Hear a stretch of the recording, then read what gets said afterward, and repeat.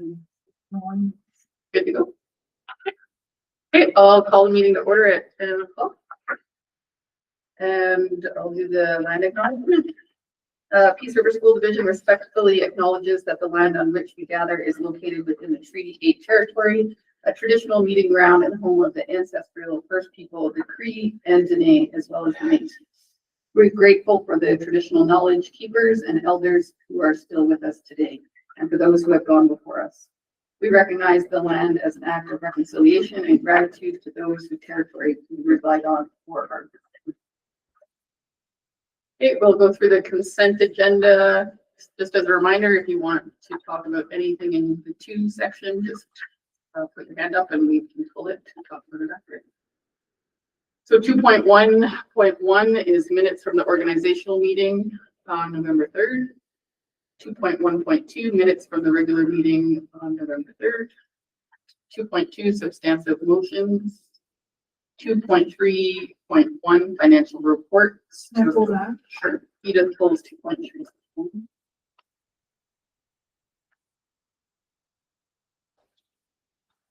2.4 standing committee reports. There are none. 2.5 trustee school community reports. 2.5.1 Rhetoric Creek School Council minutes, April 23rd. 2.6 superintendent report. 2.7.1 PSBAA letter to EBC minister, re class size and complexity. 2.7.2 response to A. Roosevelt. 2.7.3 response from Minister Williams, Rhetoric Creek. Did we pull that? We can pull that up. 2.7.3. Yeah.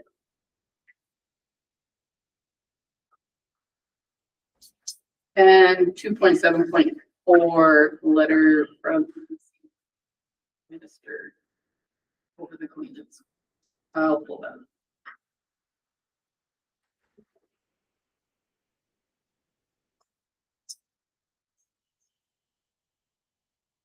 I need a motion to approve that right now. Yeah. Sorry, I keep forgetting. I have a motion to adopt the consent agenda with 2.3.1, 2.7.3, and 2.7.4. Edith makes that motion. All in favor? We are 6. Okay, we'll go through strategic. 4.1 is AERR report. 4.2 financial statement presentation from NNP. 4.3 new education service agreement with school district number 60 Peace River North. 5 generative. 5.1 RMIC 2025-2026 renewal update. 5.2 we'll go through Fairview value scoping and all of that stuff.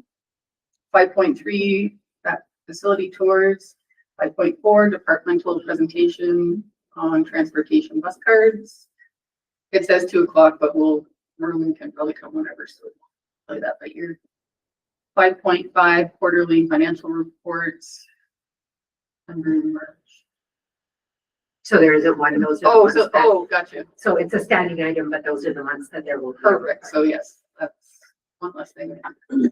5.6 standing committee agenda items. There are none, and there are no delegations. Fiduciary, we have land, labor, and legal to talk about in camera. And policy development, we are going to go 6.2.1 is the appendix A, 6.2.2 appendix B, 6.2.3 appendix C, and 6.2.4 appendix D. We're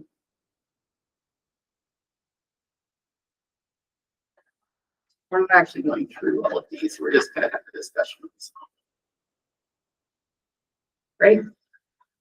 We're not actually going through all of these policies. We're just going through, have a discussion on something, on what our plan is. I thought that they would be going for first reading today, weren't they?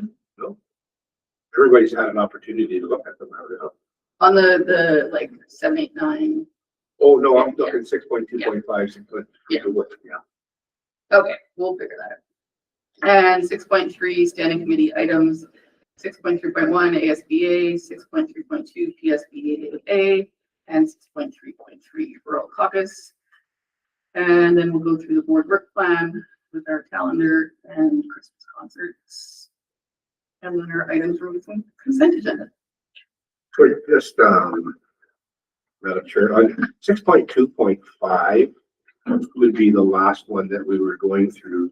6.2.6 through 6.2.10 are the policies that the policy committee are going to go through this year. Yes. Sorry. Okay, can I have a motion to approve the agenda? Janet makes that motion. All in favor? We are 6. Okay. Superintendent, you are up with the AERR. Thank you, Madam Chair. Yes, so today we're going to be sharing a presentation of the draft AERR. Normally, we would be sharing the final version of this, or near final, coming to the table for conversations, and then seeking a motion for the board to approve it as is, or if there are further changes as amended. And then once the audit report was done today, the financial pieces will be put in the AERR, and then by the end of November.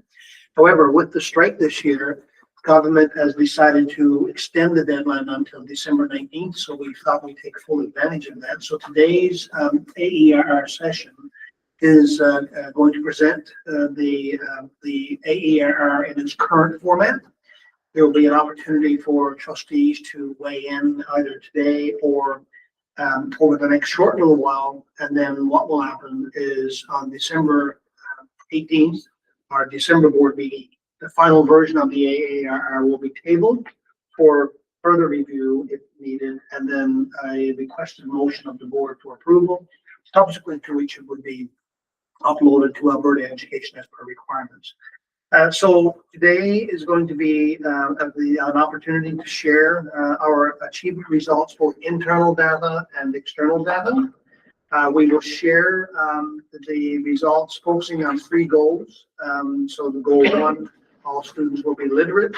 Goal 2, all students will be numerate. And goal 3, our inclusive education goal. So what we would ask the board is that perhaps from the point of view of managing time better, that as we go through it, any questions that you have, we would hold until we get through, say, the literacy section. Pause there. Are there any questions on that part? And we answer the questions, then we move to the numeracy piece, and then our third goal, our inclusive education goal. And that way we can be a little more mindful of time. And Madam Chair, it's a very busy agenda today, and we've earmarked 30 minutes for the actual presentation piece, and then some time for trustees to ask questions. So we wanted to be, from the point of view of our management of the presentation piece, about 10 minutes per goal, and then however much time is spent answering questions that you have. And if it's good with the board, we can proceed there. And so I will be asking our Assistant Superintendent, Cheryl Gascoigne, to take the lead on this. I just want to say up front, though, that this is a document that requires a lot of heavy lifting by a number of people, including Cheryl, our Deputy Superintendent, has often involved in this in some capacity, one or another. Kristen Dyke, our communications coordinator, and a number of our program coordinators who have responsibilities in literacy and numeracy and inclusive education.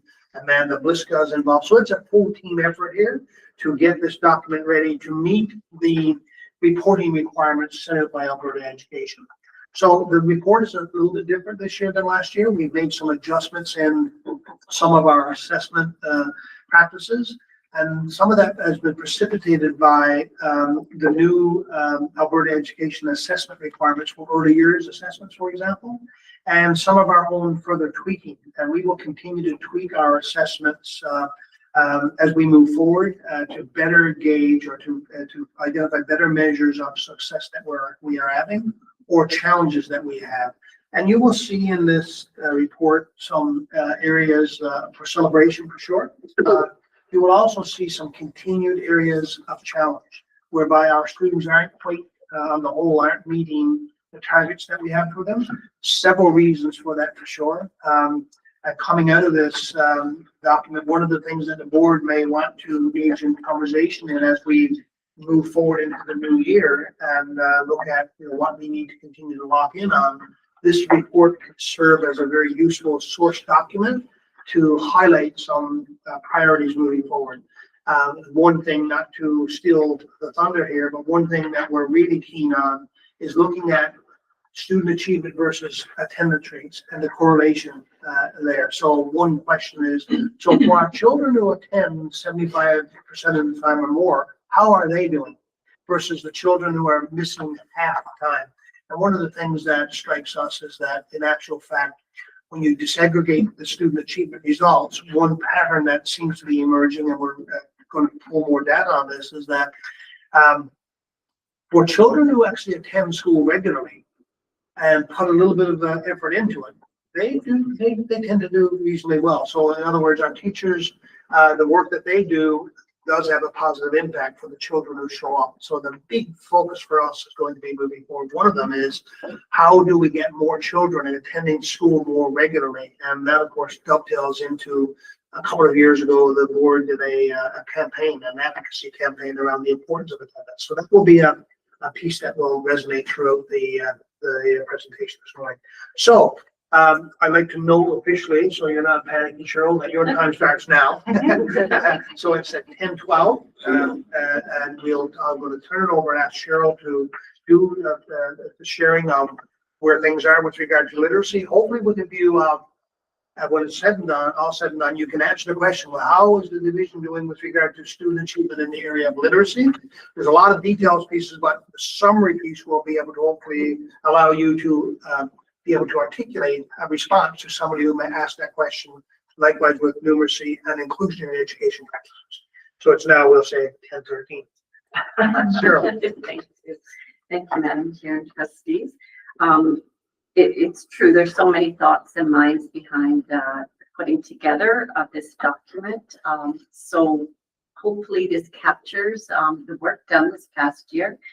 And we're going to start off by just quickly reviewing the first few slides and get right into the literacy. You'll see that you have your table of contents where you can navigate through if you're going through digitally, and our accountability statement, and then all about the district, which leads us just before we get into the literacy to the overall summary of last year's results. And I want to highlight on this. This is rather complicated data, but I want to pull out some key areas to show that we have some really nice, consistent strengths in some key foundational areas. And if you look at the bottom, we have our parental involvement, and then we also have our citizenship, which is towards the top.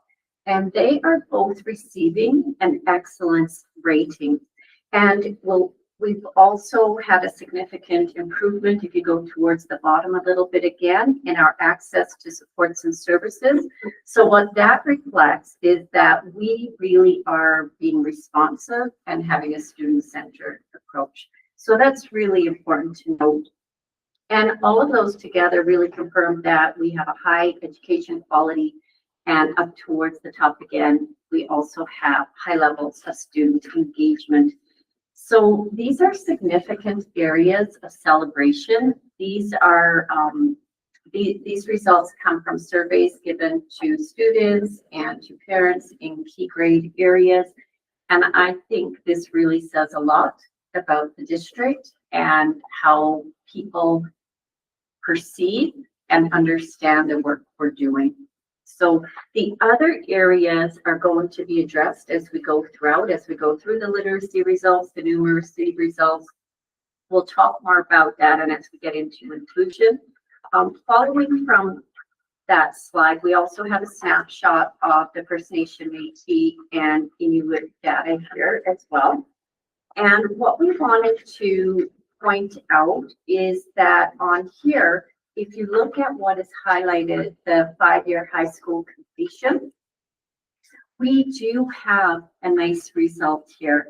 So we are higher than the province. Well, we're not where we would like to be. Of course, it's showing that, it could be higher. We are performing better than the province. So I think that's an area of celebration. So sometimes you might see the colors and you go, oh, but know that when you look at it, it's actually an area that is, it's going well, and knowing, yes, we can still improve. And under that, it also breaks out on the next slide, our EAL data. Now we have a small population here of our English as additional language learners. We just have 263 overall in the district. Sometimes when this data is represented in different forms as we go throughout, whether it's in the English diplomas or the numeracy data, our results might be repressed a little bit, because there's few students represented in that particular area. Yeah, Madam Chair, I could just add one other thing here. So you might be wondering, especially for new trustees, why we're breaking data out that way, because sometimes there are sensitivities around any perceived notion of othering groups of people, especially if they might be considered marginal groups of people. We're required to break out the data in that way. We're required to report student achievement for our Indigenous, non-Indigenous, and English acquiring language students for whom English is a second language. So this meets the Alberta education requirements. And I suppose another thing I'd say on that, when you disaggregate achievement results in that kind of way, you add further light to exactly what the issues might be. When you have everybody grouped together, or all students grouped together, if there's a particular challenge with a subset of our student population, it gets hidden in some fashion. So we'll move on to our first goal, which is literacy. And this one is what you'll find in our education plan. So I won't dwell long in here, but what I will highlight is a celebration that came through last year with one of our schools. They created a plan where they saw the need for improvement. They involved our program coordinators. They worked towards it, and they saw a lot of success. So this was at Springfield. They worked all year long towards a writing goal. They created a plan to improve at each grade level, and they saw significant results from that. So we just want to highlight the work that, in partnership with our program coordinators in the district and the school, having a nice focused area of growth, can see some significant differences. Now, we're going to start off with the early years data on the next slide. You have a key piece of information if you need to refer to it. It's this document here that accompanies our hard copy of the presentation. This lays out all of the new screens. There's many new assessments by the province, and we thought if they're laid out here, then I don't need to keep referring to it by its full name, but then you're not also confused by the acronym as well. So it shows the times of year they're administrated, and it explains what the assessment is, because this could take the whole presentation time if I were to explain each assessment. Adding the document gave me a little bit of trouble this morning, so the third page is duplicated. Ignore that. There should only be 3 pages.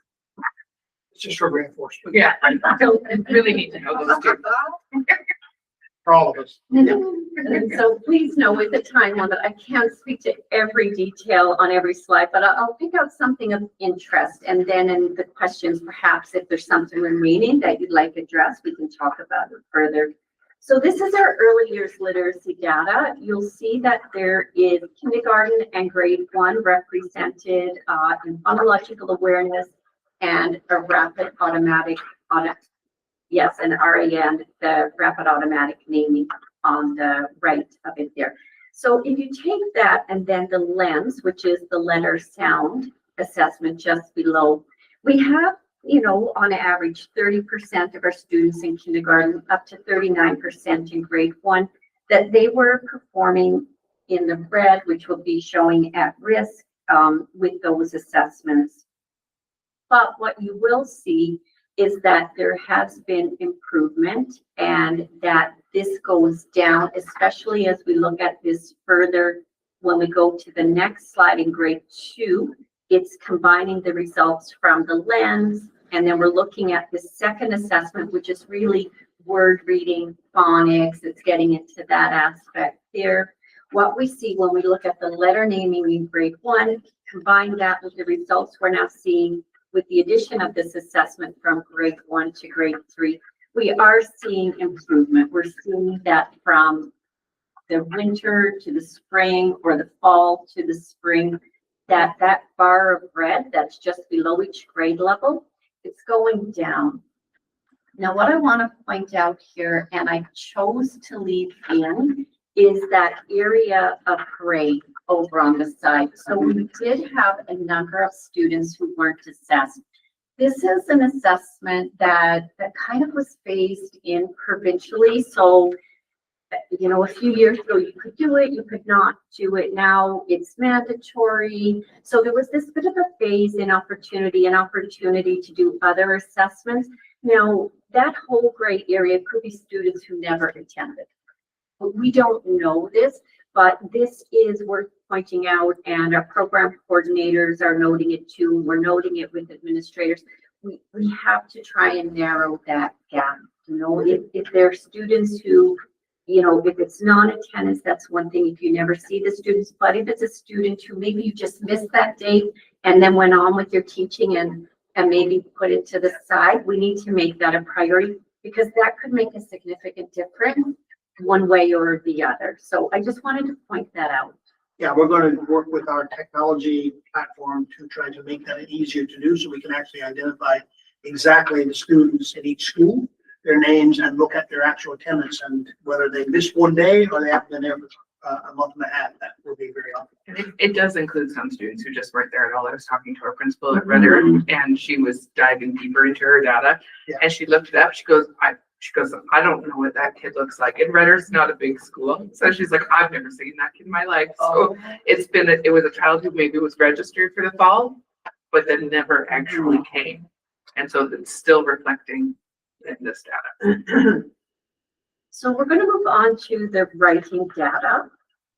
And this is called the what. So what you're going to note here is that any level of improvement, so from fall to the second assessment in winter, is significant. Because in the fall, it's based on previous year's outcomes, then in the winter, it's on current year. So you're going to see that there is improvement with every grade level, with the exception of grade 2, it's just slightly below. And there's something to note throughout, because even in the assessments we just looked at, the grade 2 was a little bit lower. So I don't know if that was an anomaly year, you know, was it a very difficult group? But now we can pay attention to that this year with the grade 3 data at the onset to have a feel for where are those students who were in grade 2? Are they improving, doing better, or are they still kind of a group that we need to be concerned about? Just a little wonder we had, even though you see improvement throughout, we did notice that the grade 3s and the grade 4s were a little bit low coming in, and we talked about, well, why could that be? And when we go back over learning disruption, you know, you think of the years, you know, with COVID and whatnot, those students were in kindergarten and grade 1. So there was likely some key components that they, you know, they may have missed along the way, but they did make significant gains, especially when you look at the grade 3.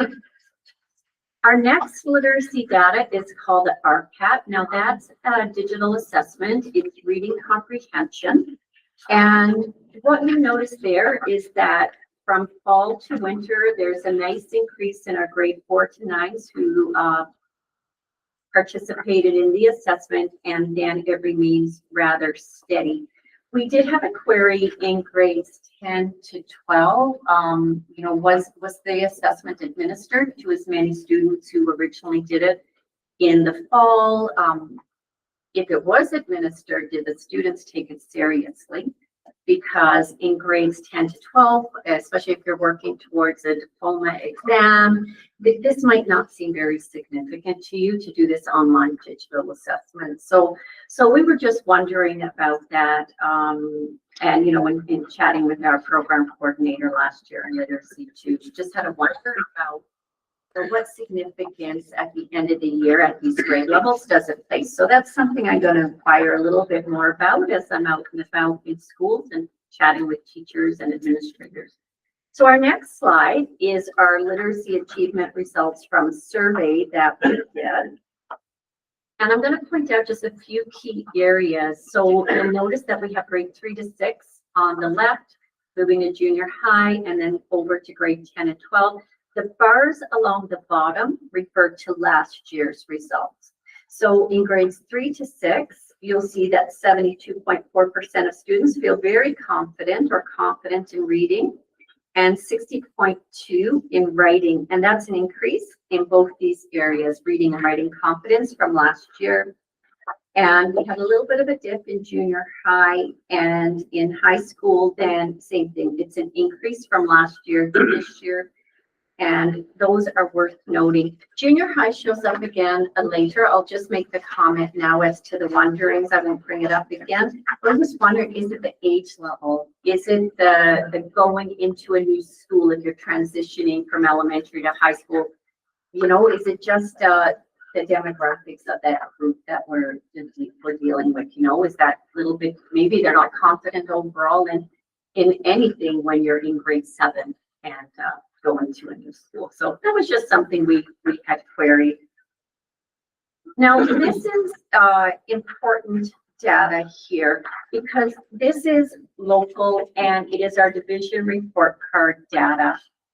And it's a lot of data on, you know, like for one graph, because what it encompasses is 9 key components in the reporting outcomes in English language arts and literature. So we do have a nice increase or representation of our non-Indigenous students. They are showing around 85%, and all of this can be found if you actually open up the more detailed report here, and you'll see that in reading comprehension, we see that growth.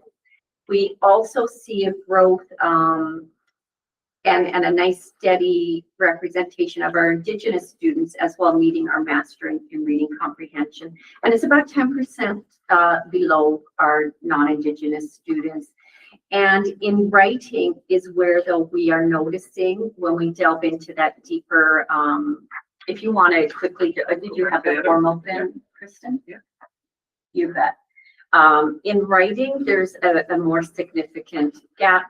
So that's an area we're aware of, and then we can work with schools and teachers to see if there's support needed to help close that and give the skills that are needed.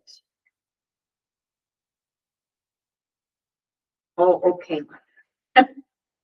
I need to speed up a little bit here. So if we look at our PAT results in grade 6, I'm just going to highlight here that this is an area where Indigenous students outperform the provincial average, which it's always nice to highlight a success. And then if we look at our PATs, our provincial achievements test in grade 9, we're going to see that we've got a nice upward trajectory in student achievement for overall compared to the previous year. We're moving closer to the provincial average and the provincial acceptable. And you'll also see that we have that nice increase for all of our other populations as well, Indigenous and DAL. And then when we get to our diplomas, our 30-1, we do have a little bit of a downward trajectory from last year. We're a little bit away from the province, and it's more pronounced with our Indigenous students. That's the exam mark, the diploma That's score, right. not the total combined scores. No, that's right. We're doing much better overall in the school awarded mark. There's a difference in the level of acceptable. And I would say 30-2, we have a nice celebration. We're within 1% of the provincial average. And we do have a little bit of a gap. We've got a downward trajectory for our Indigenous students. And I'm going to just close it off on the next slide, so I have time for questions. To say overall, with our foundational literacy skills, when we look at our youngest learners, you know what, we are seeing improvement with our amount of students not at risk. It was especially noticeable in grades 1 and 3. And then with our diploma results, 30-2 did show that we were, achieving the acceptable standard at 86.9, and that surpassed the provincial average. And are there areas for growth? Absolutely, for sure. But that's really what I wanted to capture there. I'll pause there for any questions.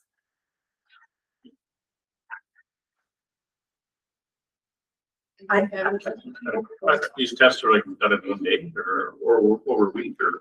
That's exactly it. When you see any of those, the early year screens for the provincial achievement test, the PAPS, or the diploma exams, they are all 1 point in time.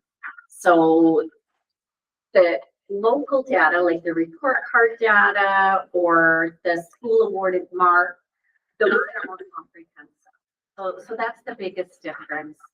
Yeah, 1 point in time. I have a question. Do we have any data of our students achieving academic excellence? Like are our results up or down? This I didn't see it here. No, it's Okay. not. It's not in here, but we do have it. I would say that is the data for that is less significant in terms of it's not as what would be the right wording for it? We're not as strong in No. academic excellence, I would say. No. If you wanted to take a quick peek at that, there's overall ones for like the diploma excellence and PAT excellence on the summary pages. And just comparative to, like, Yeah, just if we don't see a comparative Yeah, trend over years. Yeah, so compared to the province, our standard of excellence is lower than the province, oftentimes significantly lower than. So we get that report, and that might even be embedded in some of the links here that we would put back out. Yeah, so I would say our high flying students fly just as high as all of the other high flying students in the province. And where we might need to make an improvement is a little bit of extra effort, perhaps moving the kids who are 75 to 88 and 79, trying to get them over the top. That certainly continues to be a piece of work for us. I could just add, I think one of the things that with diploma exams that we have to, and adding one different kettle of fish there, but the grade 9s, I think, are not as, those exams don't mean a whole big bunch with grade 9 students. They're Where they are developmental. they're going to grade 10 regardless. So, but grade 12s, we have to remember that when they moved the diploma exam from a 50% exam to a 30% exam, that also changed the significance for our students. And so if you have students who are going into programs that are not competitive necessarily, and there are a number of programs like the trade programs they can get into without our academic -1 courses. The kids know they have an 80% or 70% in the class. They don't have to work too hard to pass that diploma exam to get into the program. So there's a little less significance with a 30% exam final. And we saw, I think, quite a difference in outcome, in that final outcome when the province changed that rating of that exam. Yeah, and so Madam Chair, I'm noting time here. We're 25 minutes in. So maybe if you want to just, because some of the questions might be generic, they're the same questions that will come up in mathematics. So if you want to take one more question, but we're going to be running tight on getting this done before 11. Yeah, I guess I'm just looking at the overall summaries at pages 5 to 7. So we take out the Indigenous students and we take out the EAL, and then there's some reds and oranges in those two particular groups. Would that be two groups that kind of would bring the overall marks down, or is this kind of where it's at? They're all included in the overall. Yep, the whole population. And I think I might have asked this before, but as an English, as an additional language, it all just depends on whether they tick that box when they register. Is that how they're determined? They're supposed to be assessed Yes. at the school level. There's criteria. criteria for assessing to qualify as an English acquiring language. Okay, so they would have to be, English would have to be pretty bad kind of to kind of qualify, or is it? No, so, you know, they can qualify as, okay, just 1 to 5. Okay. And I think it's 1 to 5 still, isn't it, Melita? And so 5 means that the student is getting pretty much more proficient in the English language. So some of our communities would have, every student would be an English acquiring language learner. Some of them with a lot less proficiency than others. So they get assessed in grade 1 year, so they should be assessed in the grade 1 year and for 4 more years after that. And we actually get some additional funding, not a lot, but some additional funding from government for those students. It doesn't amount to a whole big bunch. No, not a lot. Well, I'm just wondering about the COVID response. Like I knew that you had, that Claudette was a dedicated staff in response to COVID. Is that? No, she was not, Madam Chair. She was Colette Stalker, one of our former staff members here. She was brought on as a facilitator of rolling out the new curriculum. So the role of the new curriculum, there's some funding that came with that. We were able to hire her. And so she did that work for us. So then I'm wondering about COVID response. So did we have dedicated staff to figure out how to, Madam Chair, no, there was no dedicated staff, no funding for dedicated staff for that. What came in with COVID was the early years assessments. So there was a government response to say, okay, we need to assess children to see how much learning loss there was or how much disruption to the learning has occurred. And now government has made the new bill that says that these early years assessments are going to be put into law, going to be required, legally required. And that's what that is. So the response was division level response, staff here working with teachers to try to help catch students up. Yeah. So, Madam Chair, maybe we would shift to numeracy, this will probably be a little faster because we don't need to explain the slides anymore, but it's because the data that's presented is presented in the exact same way, Indigenous versus English acquiring language and non-Indigenous, and so we'll move through that piece and aim to be finished before the auditors arrive here. Okay, so the next slide, Kristen, please. So a highlight from this slide, this is a early years numeracy assessment. What you're going to notice here is that although there was a higher increase in winter of students at risk, there was a significant decrease in improvement in students at risk come spring. So that's really significant there. And this is administered students K-4. The next slide you'll see we're now covering our basis assessment wise. And we have grades 5 to 9 covered with a local assessment. This shows that while we did have a decrease in students performing well on this exam come spring, our program coordinator has delved into this and she feels it's due to systematic review, concepts that students may have learned earlier on, they might have forgot later, and that she's already working on some thoughts to work with teachers on how to develop a cycle of systematic review. And as she's slipping, as Cheryl slipping to the next slide, this is data that's local to us. Many That's other right. school jurisdictions don't administer this assessment. We do to try to get deeper data so we can be more informed in how we respond. And then we have our report card data. And what you're going to see on here is that our students who are non-Indigenous, they performed in number concepts reaching, you know, a strong 88.5% in meeting or mastery. And that is a nice increase. If we even go back years ago, like to 2021, 22, we went up about 6.4% with our division report card data there. And you can see the areas where we do have some decline. We know there's a gap. We need to attend to it. And then we go to our numeracy survey data. A highlight from here is that we had an increase in grades 3 to 6. As we look at those, 5.9%. And we also had students feeling more confident in math in grades 10 to 12 18.2%. So that is a really nice celebration to say that students in those grade levels are feeling more confident. Let's look at our provincial achievement results.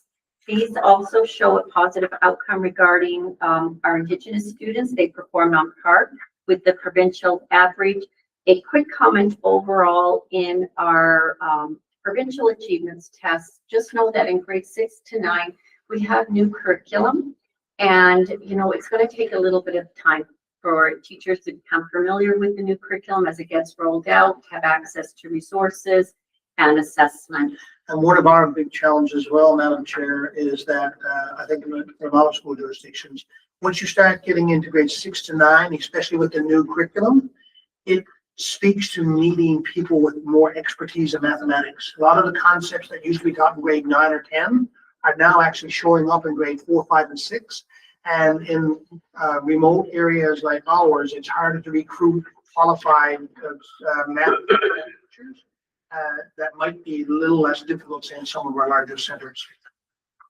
And then when we look at grade 9, the provincial achievement test, we had an improvement of 39% to 47%, meeting the acceptable standards last year. You can see the nice upward trajectory there.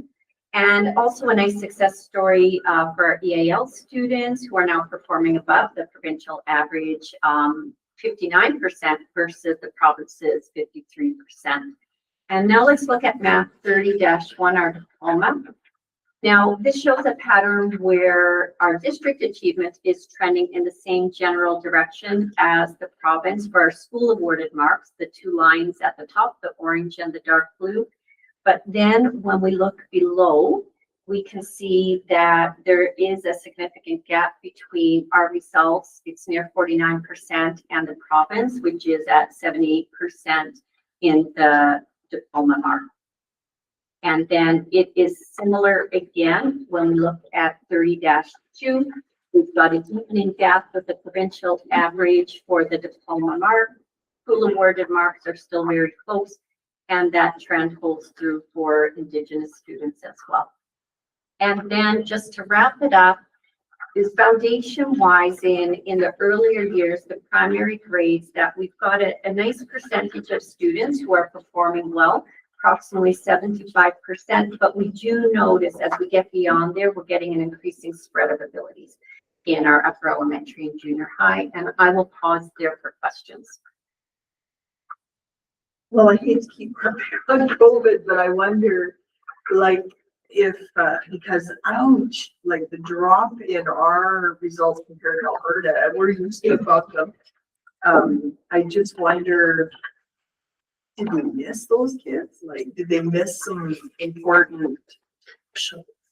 So yeah, I'll just weigh in there, Madam Chair, very quickly. On the one hand, you might say, yes, there could be some impact there across the board. So that everybody throughout the province had to deal with the same challenges. This one is rather interesting, and I won't get into it too deeply, but this could also be a case of misplaced students. It might not be, but it could be. So if you've got weak academic students doing Math 30-1, they're in a program that's beyond their reach, and therefore that could be a contributing factor, although it might not be. It might just simply be kids who should be doing better, but they just didn't apply themselves properly.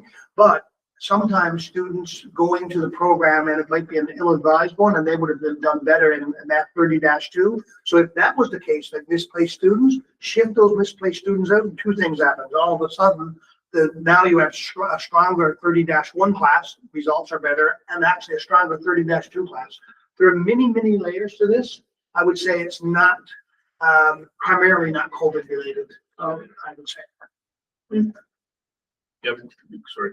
Yeah, because they're all year they're in school-based marks, right? They're keeping up with the whole class, and now they rate the diploma exam, and then they're just way down. Like that's not. What is our, sorry, I'm not sure, what is our policy with regards to achievement tests? If the kid never writes it, do they get a 0? Or like, okay, so could that also have impacted our? So students have to be formally excused from writing the test, and we will excuse students who are not capable. And we will write letters and get that approval. Those excused students at the province level are still counted as zeros. So even if we have an excused student, that is still a zero in our results. Oh, boy. So that absolutely. So our kids who are on IPPs or behavior program or nonverbal kids where we excuse them, they're still counted as zeros. Madam Chair, I'll say one other thing, perhaps as we transition to the last piece there, being mindful that we have auditors coming in shortly. To the question that a trustee asked here about the fact that students are doing well all year and then yet they're not showing up on final game day, if you will. That's a whole piece in and of itself. So for example, without digging too deep into it now because we don't have time, but a question is to what extent are students familiar with the experience they're about to have, the writing of a diploma exam? And so do we have students test-wise? Because test-wise students perform 10% better than students who aren't test-wise. To what extent are we utilizing previous exam questions to help set the bar for children, for students, and help teachers in their preparatory work to get students ready? But again, there are many, many complex layers to this. There's no one answer, and if there was, it would have been solved a long time ago, but it is a matter that we continue to be focused on and will work with teachers and so on. Go ahead. Do we collect data on individual school results and also individual teachers who are achieving better than average for our division results? And let's look at what they're doing. Yeah, I'm just saying, you'll see at your school councils and the principal Okay. represent their individual. And just a comment as well, knowing our program coordinators have been hard at work diving deep into the data, school-based, and one of them has time set up with each administrator to discuss their data and has strategies to support them forward. So for example, in the grade 6 numeracy. So that's moving forward already. And I'll just transition to the last goal here to say this, Madam Chair. One of the things we're going to do is also reframe or rebrand our Administrator Association meetings and start spending a little more time to the question that the comment that was just made, where we come together and share great practices, not to isolate individuals to say, here's somebody who's doing really poorly, somebody who's not, but what can we learn from people who have a long-standing record of doing exceptional work and preparing their students really well? But that's the part of the work that Cheryl will lead with our team, but we'll lead in this room with all of our administrators as well. All right, our last goal, and if you have to go to page 31 or slide 31, Kristen, thank you. There we go. This slide has a lot of information on it right here. Some things that I'd like to point out is that last year we had a total of 395 coded students, and 48.86% of those students had a severe or profound delay or disability. So that just speaks to that level of complexity that we're dealing with in our schools right now. And the visual there of the people in the box, the 1 in 7, what that shows is that that's how many students were provided with specialized supports. It's 14% of our student population, basically. Mm-hmm. And then it shows all the supports we do have in place. I won't get into them, but just so you know how to read that with our Peace Collaborative Services and our team that we have listed on below. When we look at the next slide, the inclusive education practices, and we look at attendance, this is something that we are delving into.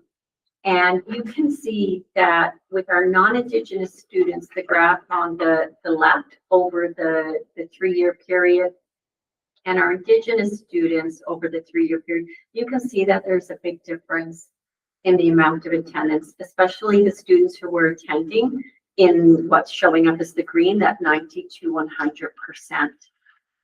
And Madam Chair, I'll just make one other comment here on this one. If we were to put up the bar of 2018-19, the difference would be unbelievable. We have a school that, for example, in 2018-19 had a 93% attendance rate. In 2021-22, it was down to 70-something%. So that's a COVID impact right there. So, yeah. Wow.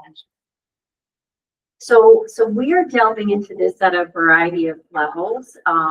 For example, at the upper level, getting into, how students are performing and, what can we do to get them on track for achieving well and graduating, to the lower levels, looking at attendance from last year and the students' results in these earlier assessments, and seeing the connection between attendance and achievement, and then having meetings with administrators to what can we do to support those students. So a lot is being delved into in that area. We know it's of importance.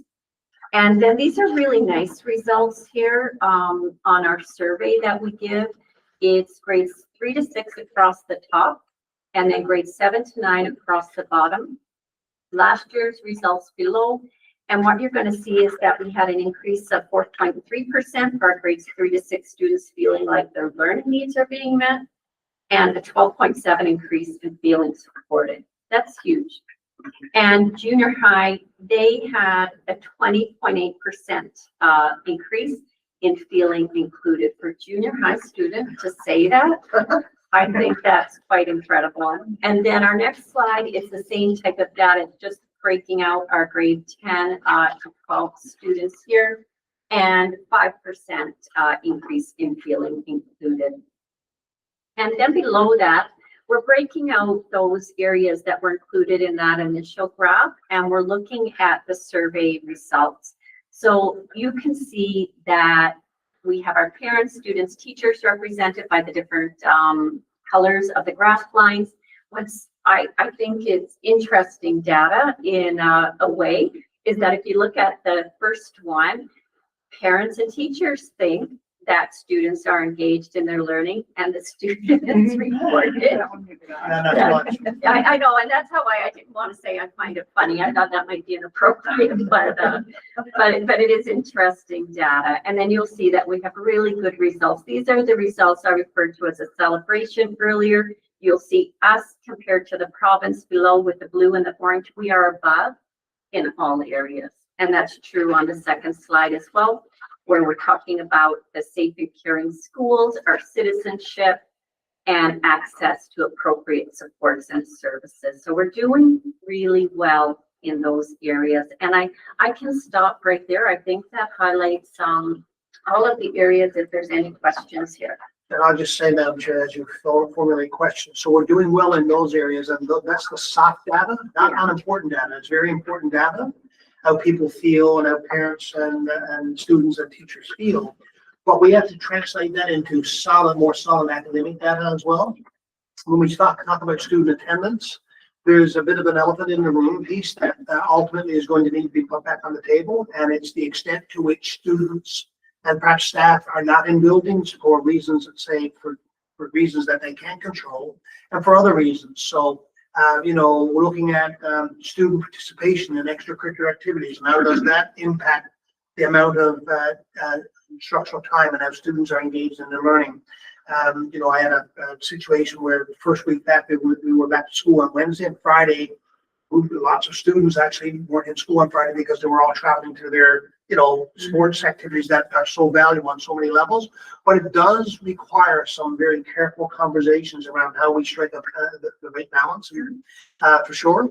And, we have a lot of work to do still around ensuring we are better meeting our goals around literacy and numeracy.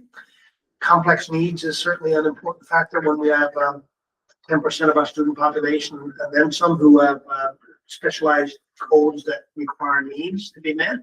But it's probably similar to some other school jurisdictions as well. So, we're not there yet. We are building some solid foundational pieces, as the early years data is suggesting, but it's also highlighting some priority areas that we need to work on, for sure. So at this point, we're not making a motion, right? So it's coming back to the next. Yeah, that's right, Madam Chair. This was for information today, and if trustees have feedback Or questions before the next meeting. yeah, if you have feedback, maybe there's a December 4th gathering, for example, so people have further things they want to see highlighted. That'd be a great time, Madam Chair, to get that to us or earlier, and then we can do some work so that when the board meeting, the next board meeting in December comes, you'll have a fully updated, ready to go document that you can then consider for motion. Perfect. Well, thank you for all the work. It's a lot. Yeah, does anyone have any quick questions? While we're here? Where does this report end up? Like, where does it go onto the website eventually, or? Hey, Madam Chair, it goes to our web, and it gets posted on our website, but it also goes to Alberta Education, and it's uploaded there, and the field officer, each school division has a field officer, basically the Department of Education contact, and so she will be in contact with us. They have further questions, if there are some, and if we haven't met all the requirements that she sees we work on that. Then later in the year, she'll meet with us, talk about our plan, priorities that have emerged, next steps. Perfect. Okay, we want to take a 3-minute recess till I see the accountants just showed up, and then reconvene. We'll start back up. Should we do quick introductions? Because there's probably a few people you don't know. I'll start. Lacey Kaczynski, Ward 3 trustee and board chair. David Rushton, Ward 6 trustee and vice chair. Paul Quinning, trustee, Ward 4, Skirchaw. Lisa, I guess. Lady Plot, deputy superintendent. Kristen Knight, communications coordinator. This one. Randy Daniel with MNPDP server, the auditors for the school division. Under Freeman, secretary. Jen Shbilsky, Ward 5 trustee. Wanda Lauren, Ward 2, Peace River, Three Creeks. Edith Ginsburg, Ward 7 trustee. And we all know. Hey, who wants to start? I'll let Brandon go through the financials. Okay, so for everyone who's not familiar with the process of how we go through the financial statements, so we've got 3 documents for everyone. So the big thick one is the audited financial statements. So that one we'll go through first. The other one, the colored one, is our audit findings report to the board. So that one I'll go through second, and then there's a management letter, the short one there in the last page. So hopefully everyone has all 3 of those copies, and we'll go through these ones. Like I say, fairly high level. I won't go through everything line by line and put everyone to sleep. So, but if you have questions throughout the process, feel free to stop me, and myself or Rhonda can get you more information and hopefully answer all the questions. So a lot of information coming at you, a lot of numbers. So I'll try to make it as interesting as possible. So we'll flip in here, the first couple pages, table of contents. The next part is our independent auditors report with our name at the top there. So this is a pretty standard report. Doesn't typically change year over year. If there were any qualifications or issues during the year, that would be documented here. So just kind of at the top has our opinion where it says we're prepared to present the financial statements. They're not materially misstated, and just means a clean audit report. So no qualifications or anything like that. So all good news on that front. Down below a little bit is the other matters section. So it just mentions that there's supplementary unaudited schedules. So the fees and system admin schedules later on in the statements are unaudited. So we just have to disclose that. And then there's just responsibilities of management. The next page just talks a little more about our responsibilities as the auditors. And then dated today, pending board's approval with our signature at the bottom there. So we'll flip to page 4, where we get to the actual numbers. So here's the statement of financial position for the year. So you can see broken out by 2025 and then comparative as 2024. If you'll note, there's a restated amount on there that's referencing to note 20. That's all related to dollars from Alberta Infrastructure that were spent on Manning School and Red Earth, that the information wasn't available at the end of last year. So new information has come to light, and now that there's about $10 million of additional costs for those schools that are now recognized in 24. So I'll get into more details of how that occurred, but essentially a timing issue with Alberta Infrastructure where they don't have their information ready because their year end is March. So getting the numbers from infrastructure has always been a challenge. I know Rhonda can attest to that as well. It's just been difficult getting the information from them in a timely manner. So these can be wrapped up for November 30th, right? So Alberta Ed is expecting this restatement because their numbers didn't match what we had for Peace River School Division last year. So more of a timing issue, but at the end of the day, it only affects your capital assets and your your spent deferred capital. So no income statement impact or anything like that because the school wasn't being depreciated yet. So it's just factored into capital assets and a liability for the expended deferred capital. So I'll get into that in more detail later on. A fairly significant number. So we'll kind of start at the top. Obviously the biggest amount of financial assets are cash equivalents there of 7.3 million, down from 9.2 last year. Accounts receivable, 1.2 million, 874 the prior year. So not too much of a swing on that. Other financial assets, so that's the ARMIC equity investment at 789,000. So up quite a bit from last year, 465. So overall, those are your total financial assets of 9.3 million. Down below, we get into the liabilities. So accounts payable, 2.5 million last year, at this time 3.4. Unspent deferred contributions. So these are funds that were received from Alberta Education or a variety of sources and not yet spent at year end. So there's a whole other schedule that gets into the details of that. So that's the 2.9 million on that one. The asset retirement obligation. So that's a big one. If people can recall from years ago, the new standards came out for public sector accounting that required all organizations to identify any asset retirement obligations for buildings, a variety of assets. So for school divisions, it's typically just buildings. They're looking at things like asbestos, hazardous materials in these buildings. So there was a whole big ordeal two years ago where the school division actually spent money for a third party to come in, assess all the buildings, kind of give an estimate for what the cost would be. So that's where that big $4.2 million comes from. The kicker to that is that typically for these remediation projects, Alberta Infrastructure will deal with all of those type of projects. So for example, this year the balance went down from 4.5 to 4.2. That was about 257,000 for Manning School that has started to get remediated. Infrastructure took care of all of that. So we just recognize that number in your numbers here at the end of the year. So that number will change next year as that school is being remediated and polished at the end. So that's kind of where that number comes from. And there's a lot more information now on that later on for how the number is calculated and all that information. So another new one this year. So there's a debenture of 750,000 over 10 years for that one. So that's all related to the central office for the HVAC company. So overall, you can see total liabilities there at 10.4 million, down from last year at 11.09. And those two numbers together, your assets, liabilities, get your net number of negative 1.089. So then we get into the non-financial assets down below. So the biggest portion you can see there is tangible capital assets. So this is the school's assets net of depreciation. So cost less depreciation. And that's that $82 million number. Now that includes a variety of different classes, buildings, equipment, construction in progress. So it has quite a few different classes of assets. And there's a whole other schedule that kind of shows more detail of where that number comes from, what sections it's made up of. Inventory, 500,000, stays pretty consistent year over year. Prepaid expenses there, 631, last year 460. All depends on timing of payments for a variety of insurance, various things like that. So overall, your total non-financial assets of 83.8 million. Last year, 75.4. Obviously, the biggest jump up is all the costs related to the Manning School and a little bit for Red Earth. So that's jumped up quite a bit over the last 2 years, probably about close to $20 million. So all numbers that are yet increase on that. Down below, we have the spent deferred capital contributions. So this is related to assets that are on the books and they have not yet been depreciated. So majority of it is your buildings and some supported equipment as well, but mostly buildings makes up that total. And it'll get added in with new additions and lowered with depreciation each year.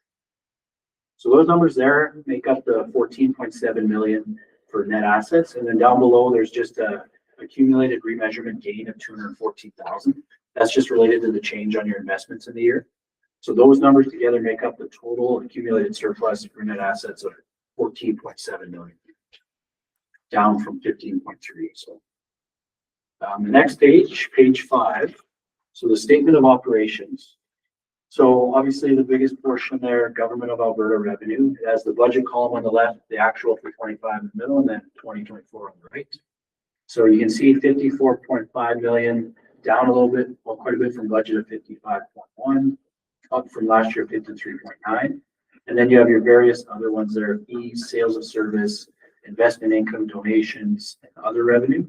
So overall, you can see total revenues, the big number there, 58.6 million, up from last year's, our budget of 57.2 and last year's 57.1. Then we get into the expenses. So these ones are just broken out by type of expense. There's another schedule later on that breaks it out by type and also by department. So system admin, transportation, O&M. So this one just shows it by type or by department. So construction, grades 1 to 12, operations, transportation. The other schedule will show it by salaries, wages, services, contracts, all that. So but overall, you can see obviously grades 1 to 12, the biggest expense, 40.6 million. The other ones stay fairly consistent with operations, maintenance, transportation. But overall total expenses are 59.4 million and budget 57.7. So up quite a bit on that end. And then down below just kind of shows your ending accumulated surplus, factoring in that current year deficit of 709,000. So just shows that total on there. Next page, if anyone has questions, page 6. So this is the statement of cash flows. So I won't go through this one in too much detail, but essentially it shows where your cash went from 9.2 million to 7.3 in the year.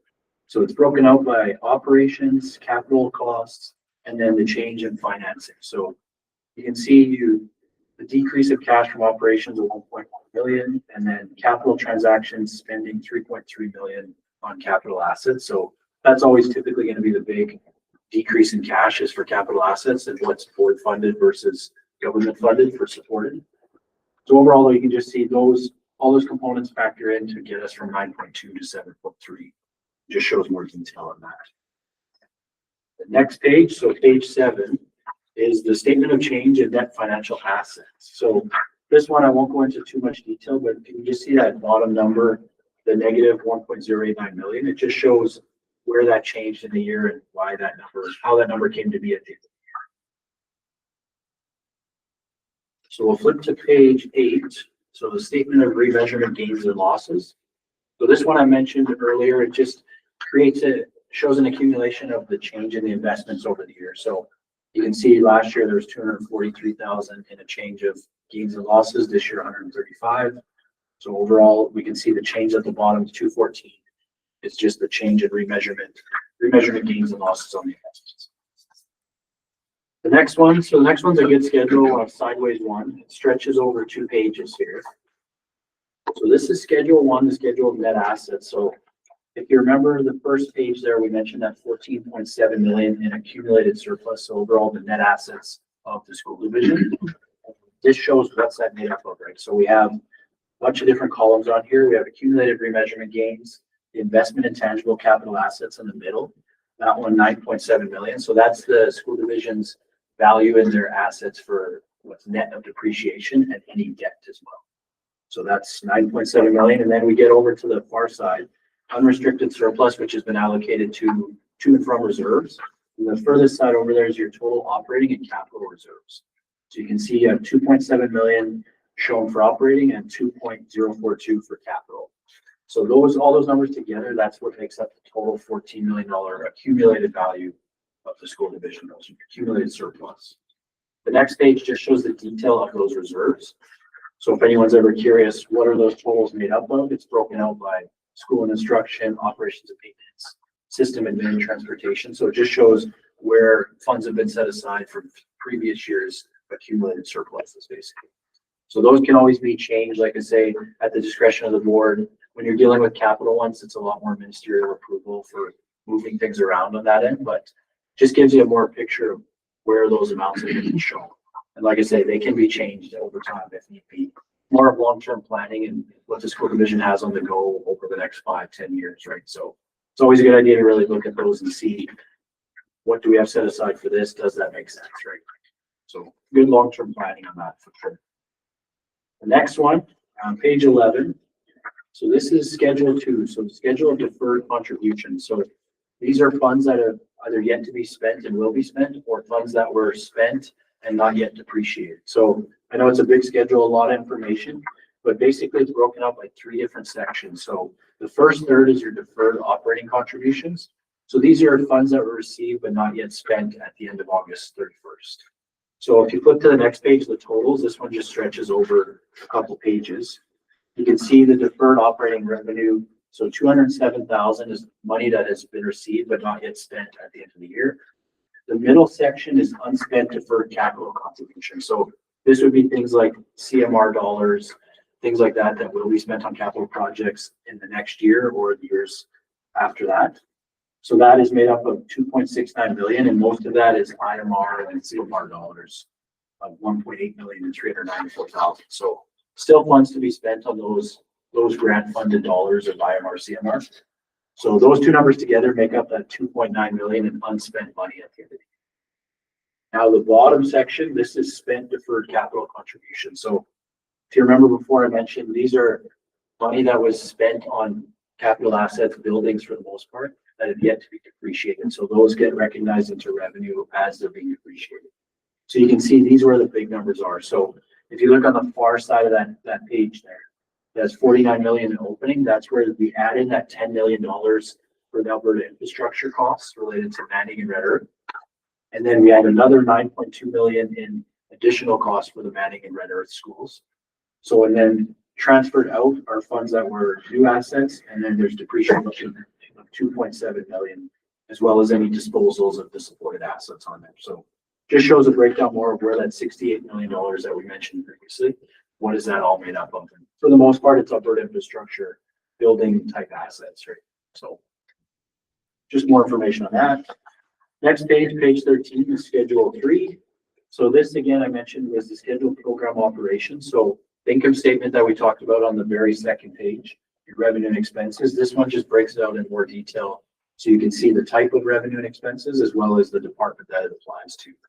So I won't go through these ones in too much detail, but you can see overall on the bottom there, this total surplus deficits for each type department. So ECS grades 1 to 12, operations and maintenance, transportation, and just shows where that ending number, the deficit of 700,000 is, what it's made up of in between what departments. So the next page, page 4, schedule of operations and maintenance. So this one, if you look at the close to the far side there, it has the 2025 balance of 7.4 million.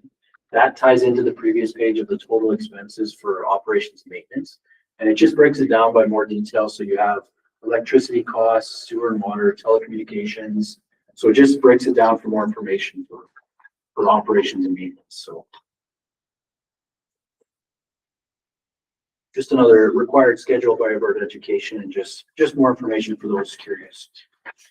Not too big of changes year over year. Like I say, I would highlight it for anything significant, but O&M has been fairly consistent over the years, so nothing too big on that end. Schedule 5. This one is the schedule of cash and cash equivalents. So if you look at, really the only applicable section is the very top corner there. It just shows what the school division has for liquid cash basically, and then other type of GICs, investments and things like that. So that 7.3 million, it just shows the breakdown of what the cash, where all the money is in what specific accounts. So that's that information. The next page is just basically nil. It would be if there were more investments and things like that. But for Alberta Education, these templated statements are very locked down, so we can't change a lot. So a lot of these are not applicable, but we can't hide cells or anything like that. So they're all just there for standard practice for Alberta Education's templates. So page 17, so schedule 6. So this is a good one. Like I mentioned before, it talks about the capital assets. So it shows all the various type of categories for the capital. So if you look at the bottom section there, it has your net book value as of August 31st, 25 of $82 million. And then all of these categories show where is that in. So the first section shows your cost, and the second part is your depreciation accumulated over time. So you can see the top section there, the cost, 164,000 in assets. That's the cost value of them. Most of them obviously buildings at 116,000. Quite a bit of construction in progress, which will move into buildings next year with the Manning School. And then you have equipment, vehicles, all those type of ones. And then down below is the accumulated depreciation of those assets. So you can see buildings has 71,000 that's already been depreciated for a net book value of $44 million on books. So overall, just more information on the cost and the depreciation of those assets. What categories here? Schedule 7.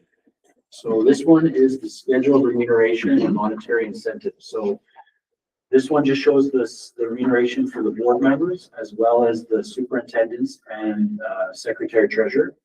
And then it also has your FTEs and total dollars for certified, non-certified staff. So just like I said, more breakdown of those costs for wages for the board and the rest of the staff. And then the various expenses on the side there. So just more information purposes on that one. Schedule 8, so page 19. This is the schedule of asset retirement obligations. So as I mentioned before, this one was on the balance sheet or the financial position at $4.2 million for liability. It's been decreased this year with the $250,000 that's already been work done, remediation on the Manning School. So this just shows the detail of where those numbers, what they were at the beginning of the year and where they're at now. So like I said, the liability will decrease as work gets done on some of these schools. Some of them will just sit idle with that number on there and may not change for years and years until modernization happens. As far as the asset part at the bottom, that gets reduced every year by depreciation. So that's why that number is decreased this year. So that's kind of just more information on the AROs. Schedule 9. So here's where we get into the 2 unaudited schedules that I mentioned previously. So the first one is the unaudited schedule of fees. So this one's always a good one for information purposes. It kind of shows the various fees, so technology, alternative programming, activity fees. So just more information purposes on all those type of activities and the costs related to them. So you can see cafeteria, sales, hot lunch, things like that. So always a good one for information purposes. But nothing major to highlight to this year for any changes or anything. So to the next one, so schedule 10. So schedule 10 is the unaudited schedule of system administration. So this one, again, that total funded system admin expense of $2.3 million just shows the breakdown of that by the office of the superintendent, business admin. So just all the costs that make up that total. And that, nothing, like I say, nothing too major on changes on that end. So that one is just for information purposes again. And page 22. So here's where we get into the notes of the financial statements. So these ones, like I say, if there were any changes on these, I would bring it to your attention. Essentially, the first few pages of the summary of significant accounting policies. So basically how the division has to account for various transactions, meeting the standards of the public sector accounting standards. So if there were anything to change on here, I would bring it to your attention now. But the first few pages in there are all the various sections of the audit and how they're accounted for. So we'll flip to page 29. So page 29 just gives us more context and background on those numbers that we went through previously. So it just kind of provides a bit more detail. So if you look at note 5, talks about accounts receivable. So of that 1.2 million that we already talked about, that's made up of Alberta education grants, capital, federal government, and then some others. So just more breakdown of what that balance is made up of. Inventory is consisted of supplies, so nothing too big on that end. Note 7 on the next page is the equity in the Alberta Risk Management Insurance Consortium. So that number that we mentioned before, the 789,000, that's your RMIC equity amount from last year, 465. So that insurance is doing quite well, that equity in there. So always a good sign when it's increasing rather than going down. So then accounts payable, just more detail on that, other salaries and benefits, other trade payables. So overall, you can see that 2.5 million and what it's made up of. Note 9, so this is the benefit plans. So it just talks more about the Alberta Teachers Retirement Fund, those costs, the LAPP amounts and the rates throughout the year. So just more information on the pension type items there. Page 31, so we're almost done here, just a few more notes. Prepaid expenses, as I mentioned before, consists of prepaid insurance and other various items throughout the year, 550,000. Your trusts under administration, so these balances represent assets that are held by the school division that are not recorded in the statements as they're held in trust. So you can see scholarship trust funds of 297,000. And those are not reflected in the books as they're not owned by the division, they're just held in trust. So those ones can fluctuate a little bit year over year depending on what scholarships are available. Note 12, asset retirement obligations. So we kind of went through this one already. just showing the opening balance unless any liability settled during the year, all related to the Manning School, and that'll look a lot different next year for sure.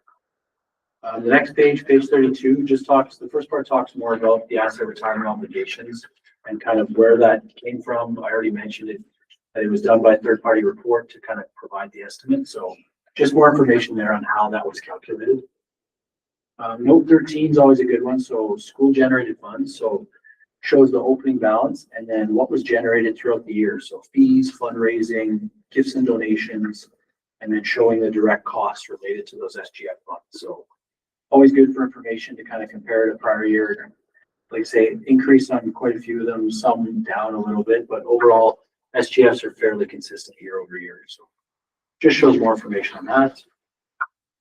Page 33, so the net assets. So this one just breaks down the net assets into different formats. So that big $14.7 million number we talked about just shows the line by line item of what that's made up of. And then at the bottom factors in the SGFs from the accumulated surplus. So just showing that in a different presentation. Note 15, so the next page, I won't get into this one in too much detail. It's just essentially numbers provided related to related parties. So a significant portion of it, Government of Alberta, Alberta Health Services, Alberta Infrastructure. So obviously a significant portion of the division's numbers are related to related parties being the government. So nothing too major on that end. Last page here. So note 16 is a new one. So this one is the debt. So the new unsupported debenture that was taken out was $750,000. So it just mentions the rate at 3.7% and that it's over 10 years and just shows the principal payments over the next few years as well as the interest. So just more information on that. The next few notes are pretty standard year over year. I'll just kind of highlight everyone the last one. So note 20. So this one is that prior period adjustment that I mentioned. So the spent deferred capital contributions and tangible capital have been restated to reflect the updated amounts from Alberta Infrastructure for the Manning and Red Earth school costs. So that was that $10.1 million. I believe close to 9.5 of that was related to Manning, just a little bit tied into Red Earth as it's kind of still preliminary stages for that. But essentially those numbers are now recorded in 24 where they should have been now reflected in the financial statements. So overall, that Manning school is sitting with about just under 27 million in costs for the Manning school. So pretty significant to build a new school nowadays. But that's all dealt with by infrastructure. So that overall is the financial statements in a nutshell. A lot of information. Does anyone have any questions? Want me to go through any areas in particular? I know hopefully I didn't flood everyone with too much information. It's a lot of information to take in, and I know sometimes new board members can feel uneasy about we're just looking at it now, but that's why I get to your point, us as the auditors, we look at it, you have your staff that their job is to do this every day. So kind of more so governing and just understanding that that's our job, that's their job. So providing our opinion, we've gone through everything and nothing that we see as significant. So I know it can be a little uneasy though, for sure. A lot of information comes at you. So hopefully though, throughout the year, a lot of it's, like I say, things that you've seen throughout the year. It's more just a snapshot at August 31st at that point in time. So a lot of it shouldn't be that big of a surprise. Some of it you may never have seen during the year at all. So just a lot of information. Anyone have any questions, concerns? Did we have to reapprove last year's because we're changing it or no? It would be part of this one, they see. So yeah, that's where, Approving this one. yeah, you're approving this one with that restated column on there. And like I say, Alberta Infrastructure, Alberta Education is expecting it because they brought up the same point when they looked at the numbers, I believe in Yeah, March. it was March when we do our mid year end for the government's year end, March 31st. That's when this came up because we have access to spreadsheets that say how much they're spending on these projects, but they're not complete and they're not always updated in our timelines. So when we submitted our GRE for March 31st, that's when it came out that there was all of this extra money that was spent on the two schools that we didn't have. So that's where this came about. Madam Chair, I just had one other point in regards to this. There are many school jurisdictions throughout the province who are going through this exact same thing. So this is not an anomaly for us. It's just the way things are and accessibility to information at points in time. So this is sort of par for the course. Yeah, I had 2 phone calls from new secretary treasurers who are having new schools built and they're saying, where do you get your numbers from? I said, well, they knew where the numbers were, but there was nothing confirming that the numbers were accurate to a point in time. So they don't have the accumulation, they only have monthly spreadsheets. So we can never reconcile a number. So all we can take is the numbers that we see every month, and that's what we did. But obviously between the year end and March, they added a whole bunch of stuff in the prior year that we never saw. So that's. Hopefully they don't change it again. That's kind of the issue. At least if the number is fairly like insignificant. So when we're looking at school divisions and audits in general, as auditors, we look at what's called materiality. So it's a concept of, would a reasonable person make a different decision based on this number? I know it always looks like a large number to the board, but it's based on typically 3 to 5% of gross revenue of the school division. So that factors into our testing as well as a variety of other sections, but that doesn't mean that we're not looking at an error of that number. It just means we would likely adjust it, or it would be put on the summary of differences and identified to you during this time. So in this scenario where we had this $10 million, rather than putting it on not adjusting it, we need to adjust it. So we just adjust it to the right year and then factor it into the prior year. If it was something insignificant, say a few $1,000s, we would just adjust it and put it as kind of a cutoff error between the years on the summary of differences statement and not have that actual restated column on there. But because it's such a significant number that we typically would always restate it and just adjust for it, right? So just a challenge with, like I say, anyone dealing with new schools, it's always been a problem. So hopefully at least now we have the best information we can. All we can do is take what we have at that time. And for us as auditors, we need to be able to see something, right? So we get the reports from infrastructure. They have detailed listings of who the vendors are, all the costs and everything like that. So it's just hopefully they don't add more to it come March. So that's kind of the sticking point of it. But at least the school is pretty much done. More so like a bit of warranty and things like that for Rhonda and Carolyn. So hopefully it's close. So we shouldn't see a massive change for next year at least. So. But infrastructure, so I'm sorry, infrastructure won't complete the project and assign a value to it until the end of the warranty period. So that's why we're kind of in limbo, even though we're in the school, we don't have the final numbers yet. Okay. So 2 questions. So how does the funding for new schools work? Are you given a certain amount by Alberta infrastructure, and if there's overages, the school division's on the hook for? No, infrastructure manages the project. No cash transfers between infrastructure and the school division for the construction of a new school. So all of these numbers are managed and paid for by Alberta infrastructure. Okay. So this 10 million really spend away, baby. We had no way of knowing It what wasn't that was. Peace River's money to spend. Infrastructure manages the entire thing.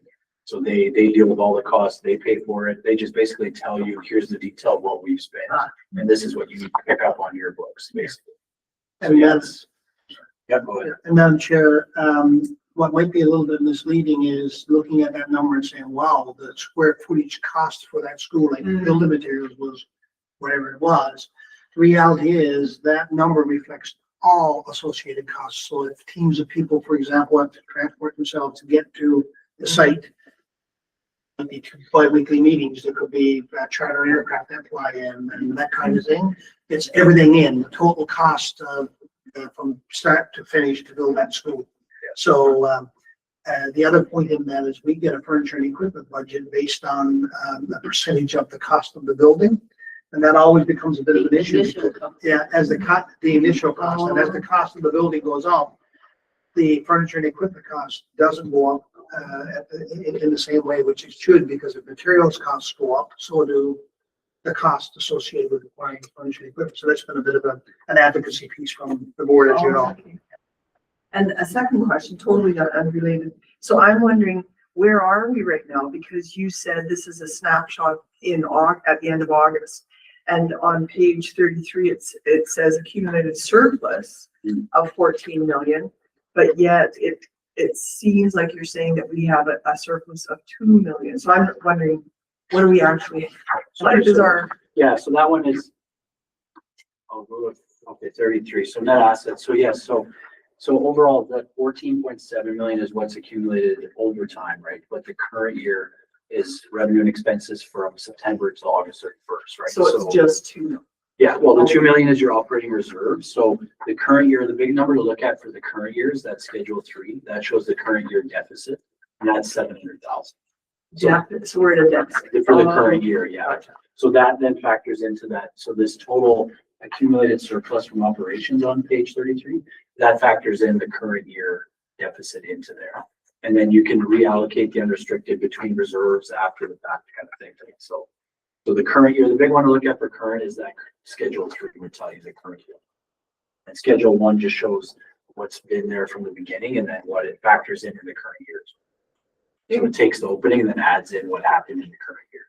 But yeah, as far as saying snapshot in time, it's more the financial position and those cash receivables, all that kind of stuff. That's what the values are as of August 31st, right? So the income statement's more of a period in time. The one page is a snapshot of it. So yeah, that makes sense. Right? Yeah. What's the other revenue that was budgeted at like 0.5 and then it's actual? Yeah, we, this year, we're trying to take a look at how we're recording revenues and expenses. The biggest difference there is that in the past, the revenue from the Grimshaw building, the joint use building, because we're the banker board, so we pay all the bills and then we get reimbursed for our partner's portion of that. This year, we broke out the revenues and expenses instead of netting them against each other. So it's not new revenue that's coming in, it's just we're reporting it differently.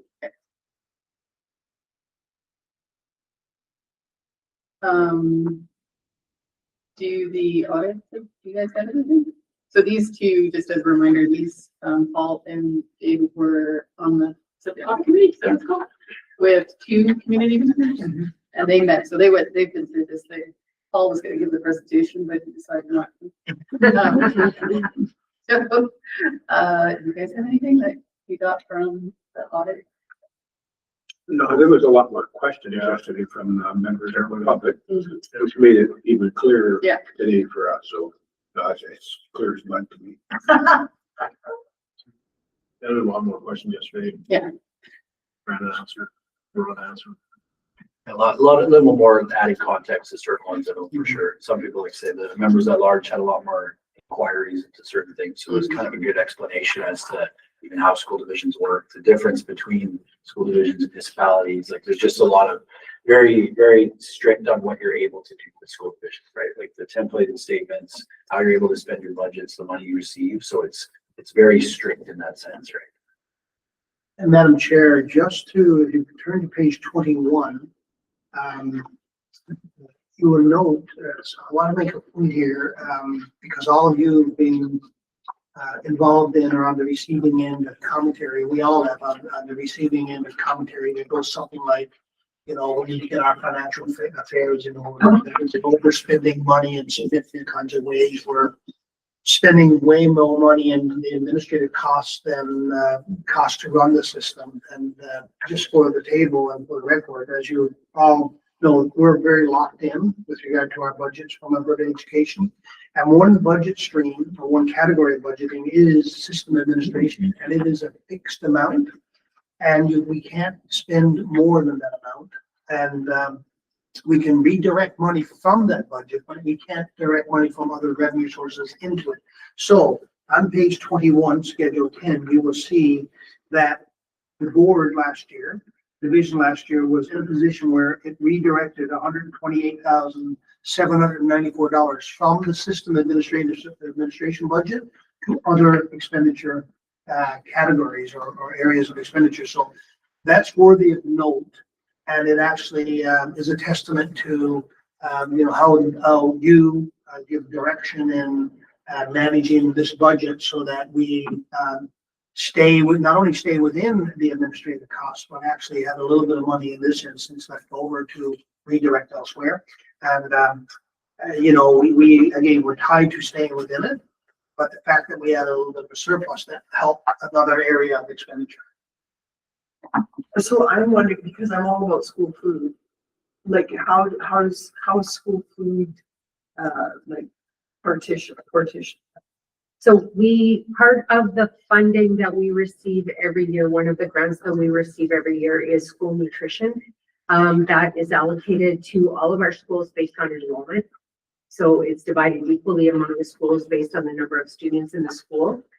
That is money that needs to be spent on providing nutrition in any form a school is doing it, because all schools do this a little bit differently. The second part is in the school generated funds section. A lot of schools have grants and fundraising that's done to supplement the money that they get for nutrition in schools. So altogether, schools are very much independently responsible for how they do that. But all of the money that we receive every year from Alberta Education and Childcare as part of our grant structure is spent on nutrition, and then the schools manage the excess that they have through school generated funds on their own. Can I just say one last thing? So looking at this, it's very obvious that our deficit was higher than budgeted. It was higher by $157,000, which is equal to 0.27% of our budgeted our total revenues that we received, our actual revenues. And where that happened mostly was transportation struggled this year with the increase in cost and the decrease in funding. Those two things together, because we're receiving about $300,000 less a year under the new transportation grant than we were before they changed the walk distance. And in the instructional side, we always have a deficit for kindergarten, and that was a board choice to offer full day, 5 days a week kindergarten in some of our communities. And we continued with programs that in the middle of the year, the funding went away. An example of that would be FCSS grants for a position for a liaison worker in the town of Fairview, but we kept that employee on for the rest of the year. So things like that happen in the middle of the year, because that does happen. Lots of times our grants will come to us in the middle of the year, be expected to be used up in the year. Sometimes we can't make that happen. But in the cases where funding does dry up in the middle of the year, we don't switch gears in our instructional programming in the middle of a year to the detriment of students. We continue on. Yeah, Madam Chair, if I could give one other real example right now that plays out in other years as well, but just for next year's budget session like this could be an example. So we get funded based on the end of September enrollment, and of course we don't get any extra funding unless we have an overall increase in student population. The way that with regard to how the patterns of how students move within the organization, we could have a school that's as a class with 35 or 40 students in it, and we have to put an extra teacher in that school, in that building. Even though we don't get any extra money to cover costs like that, we are obligated to do so. So now we're spending more money on teaching time than we had initially budgeted for.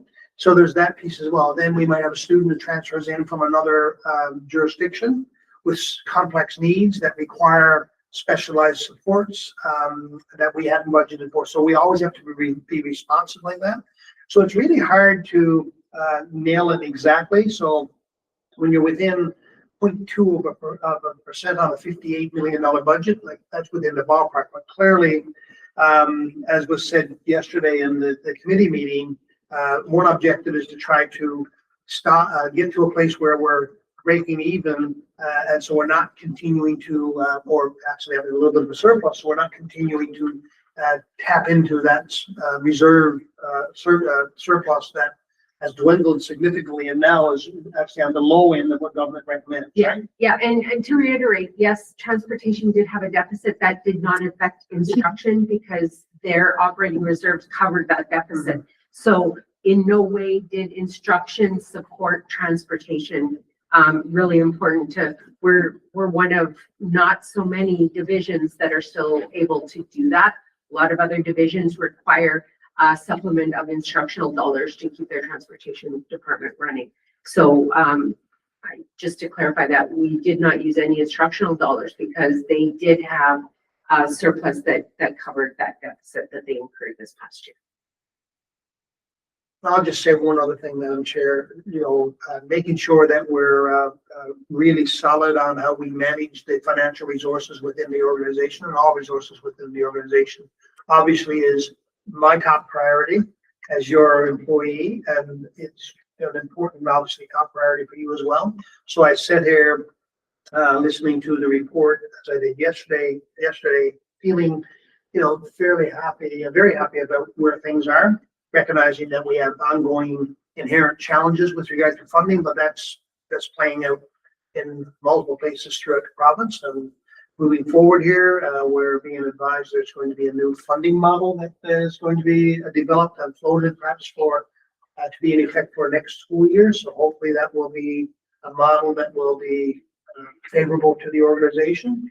And if not, let's hope it's not disadvantageous to us, but we continue to make important decisions so that your priorities are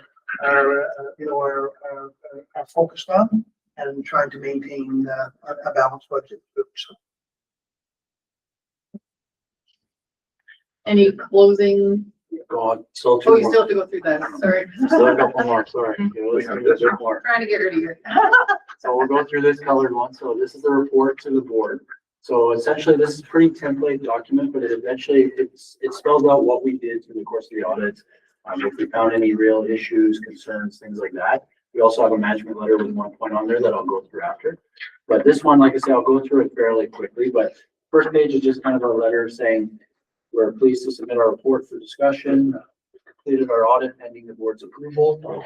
And we just want to kind of note too that we really want to express our appreciation for the staff. I know Rhonda and Carolyn do the majority of the finance work, the rest of the finance team, and everyone here is always really great to work with. So we come here for a week, myself and 2 others, and we're asking questions, taking up multiple people's time. So we know they have their regular jobs to do. So we really appreciate their cooperation, and everyone's always really transparent. So for us, it makes our lives a lot easier, and we really appreciate that. So make sure we give kudos to them. The next page, table of contents. So the first part just talks about our engagement status. Like I mentioned, we're prepared to release our report today, pending the approval of the board. Next page, page 2, talks about significant audit, accounting, and reporting matters. So this just mentions if there were any changes from the audit service plan that we had provided back in September. So there are no deviations to that original plan back then.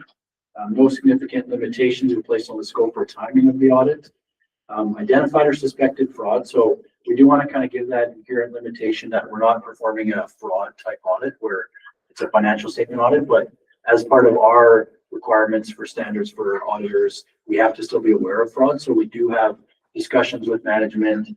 We also talk to a member of the board. So we're always being aware of it where it could occur. For us, we're always looking at ways where the risk is in the organization, right? So years past, I know SGFs was always a pain point as there was a lot of cash transactions.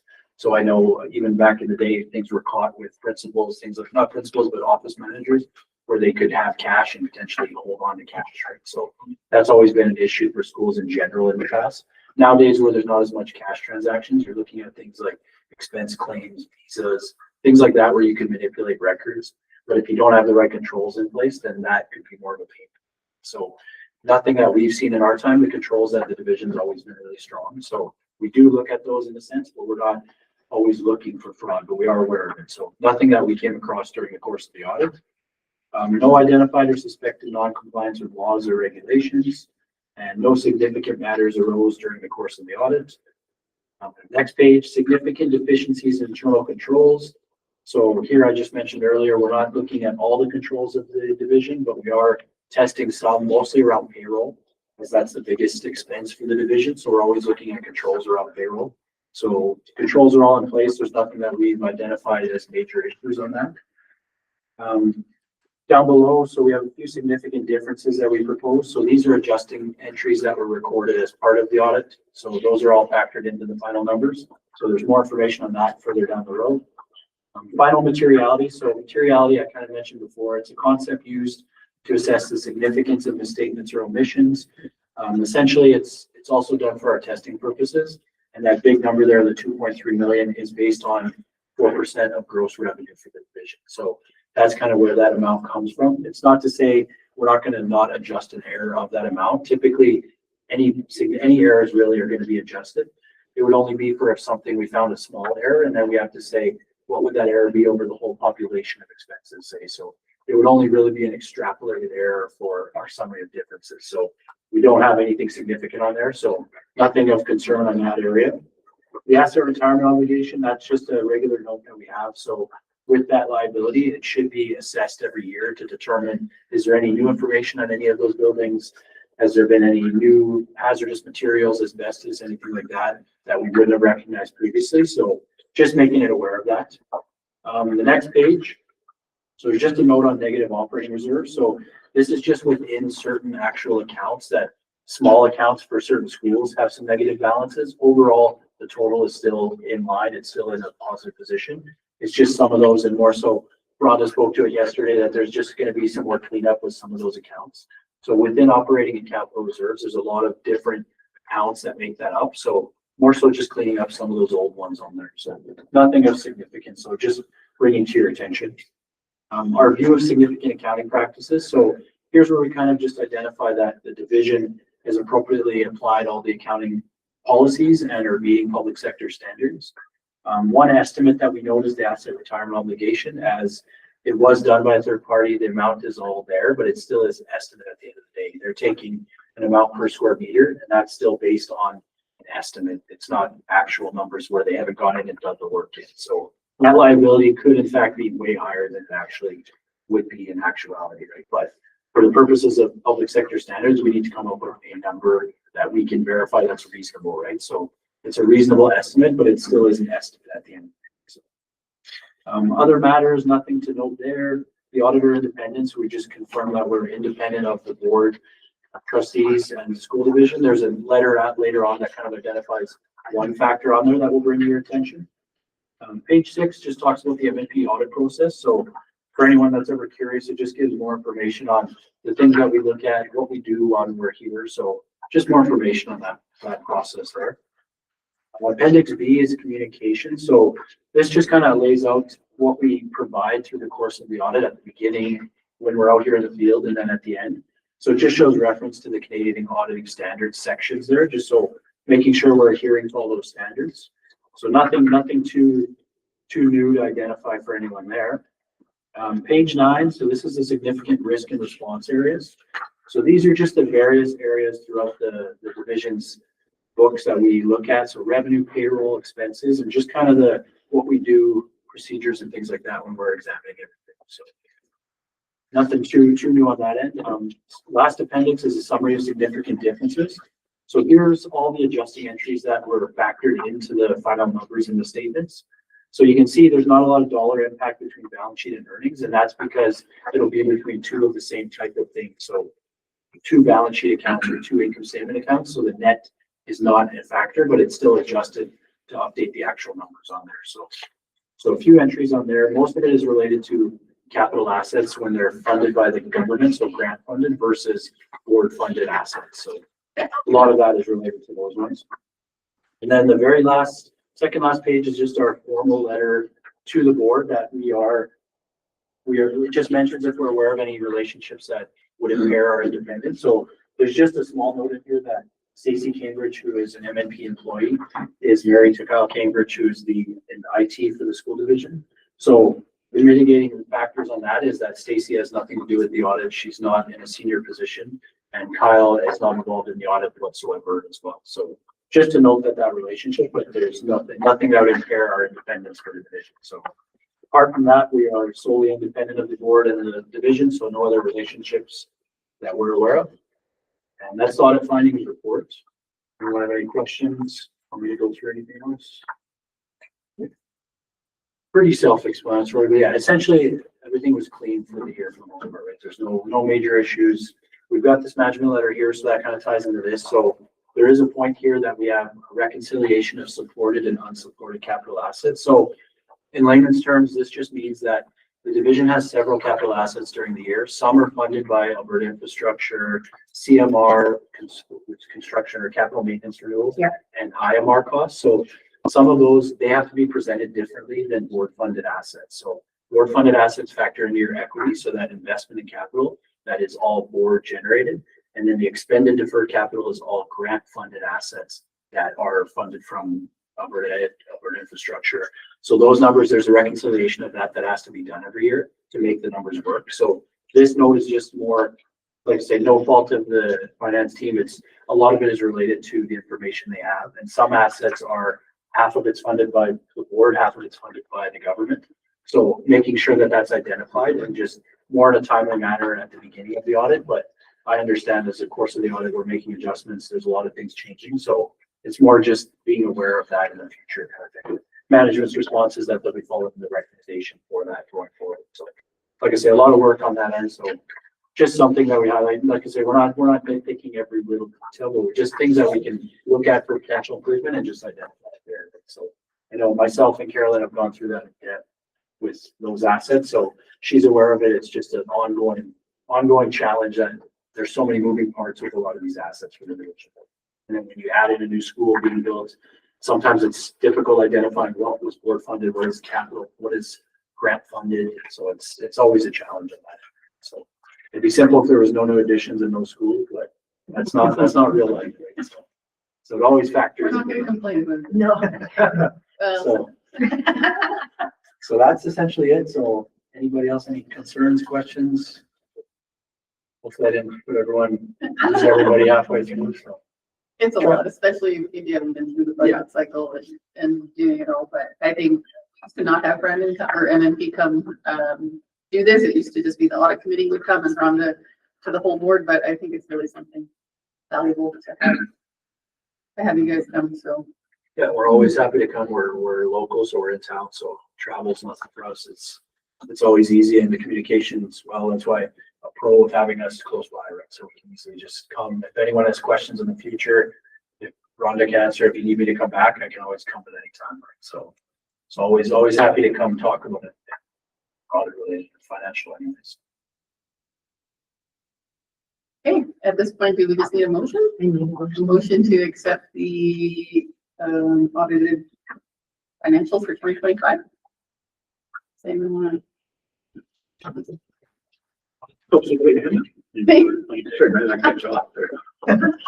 David made the motion.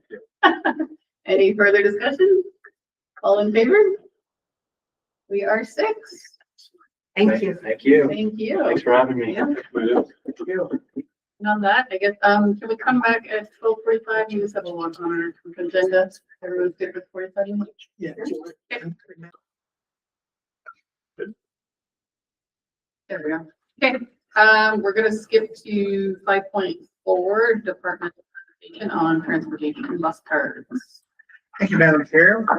Yes, we're going to share some information this afternoon regarding some work that we've been doing in student transportation to build a more robust, safer transportation system.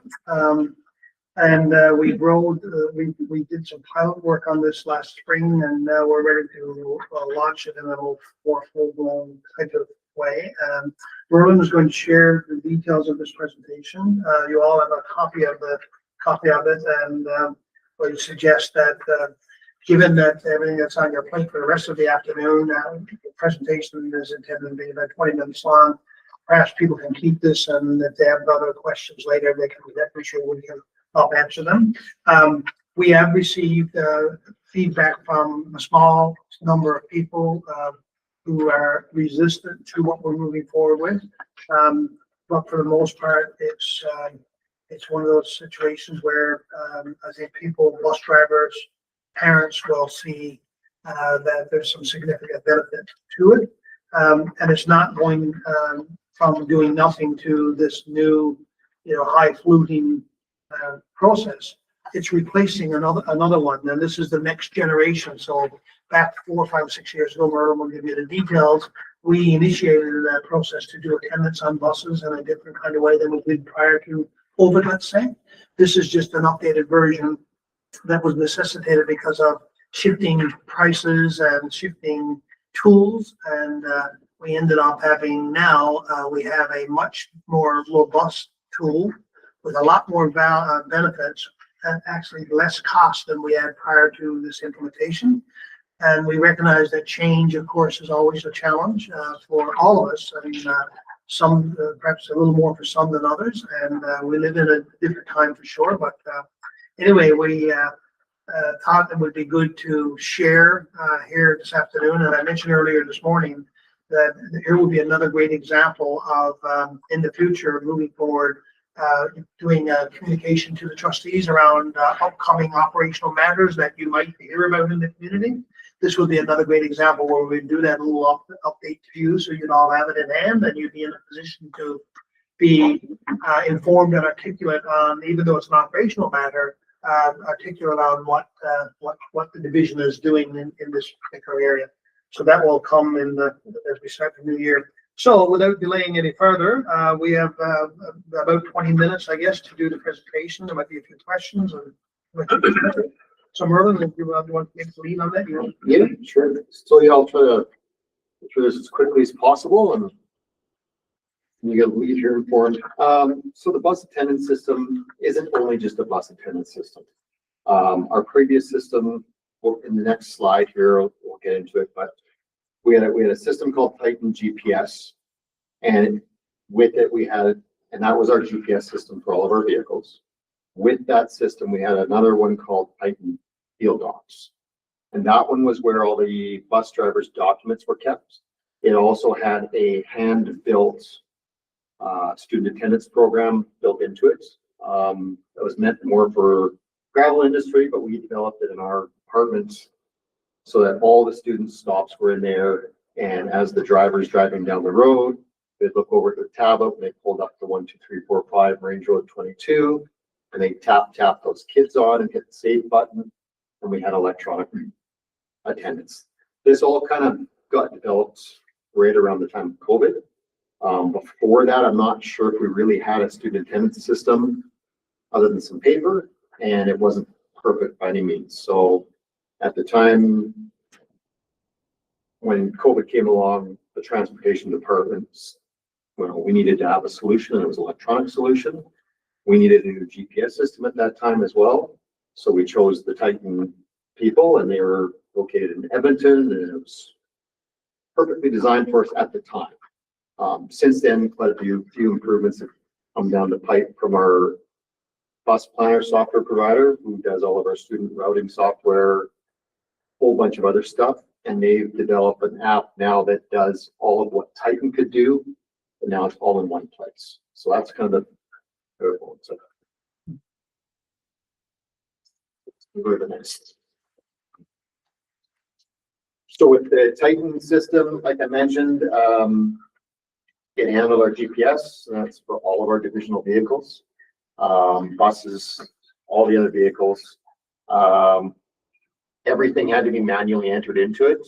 There was no way we were working with them, but there was no way to take all the student data, all 2,700 students every year, as they changed grades, they moved.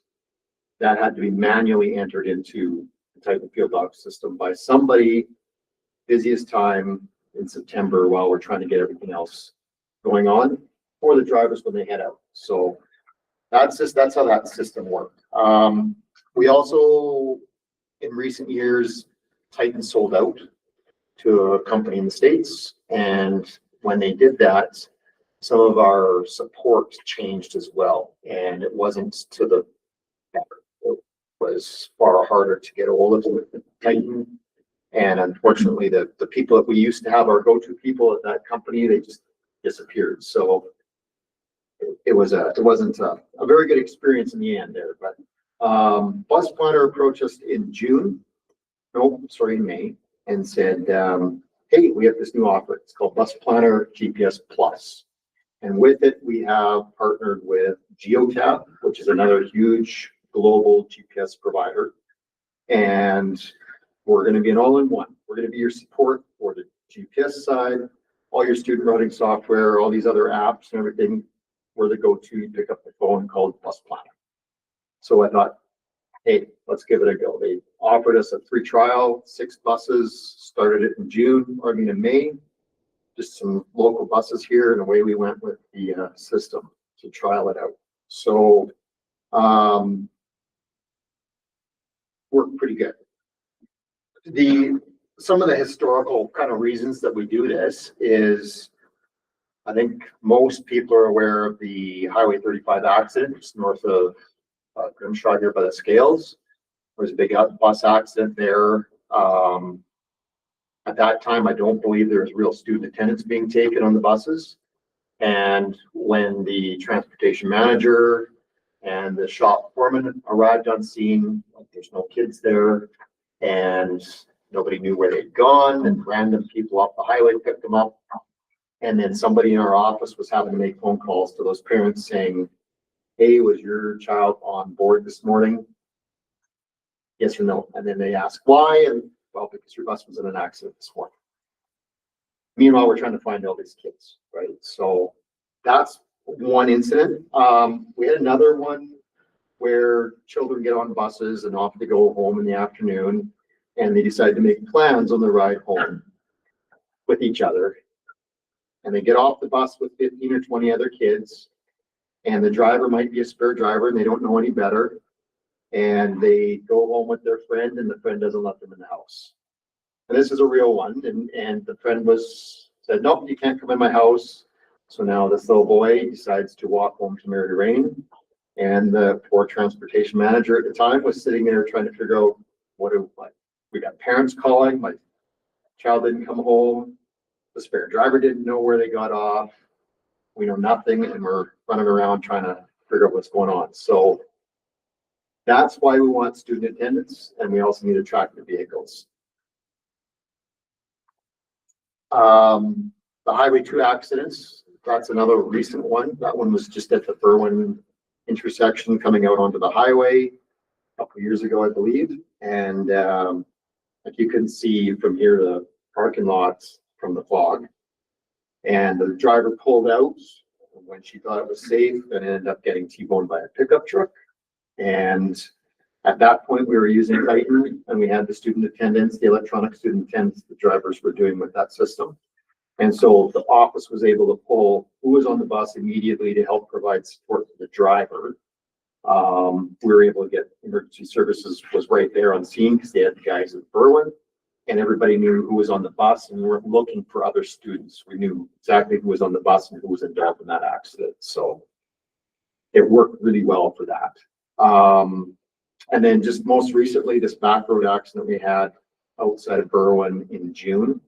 That one was actually one of our test buses for this new system. And it proved itself out right there. We were still doing Titan field dogs for the student attendance, but the GPS was the new system with Geotab. And the driver was running late, and for whatever reason, I had logged into the system because we were still learning it. I wanted to see what was going on, where she was. And with the new system, it also ties into our routing software, so you can see the bus overlay of the route and where it is and what time, and if it's running late or early or on time. And she was running quite late, so we're looking, and then I see this information come up on the screen indicating there had been an accident. Heck. And then we get a call from the driver, the regular driver of that bus route, which is down in Barhead, saying that you're like, so-and-so's been in this accident. So that's when we scrambled and got out there. And by the time I got out there, there was like 10 ambulances, and STARS was on its way, and everything was happening. But we knew who was on the bus. So again, the student attendance is important because we knew there was only one child on the bus. We were able to contact the parents and make sure that they knew what had happened. And when we showed up there, we knew what we were looking for and who we were looking for. So What's neat here is he knew there was an accident before he was alerted to the accident. yeah, Because the system could alert him. yeah. So, you know, it's really important. So those are the main ones. So kind of the timeline right now is we started this pilot in May.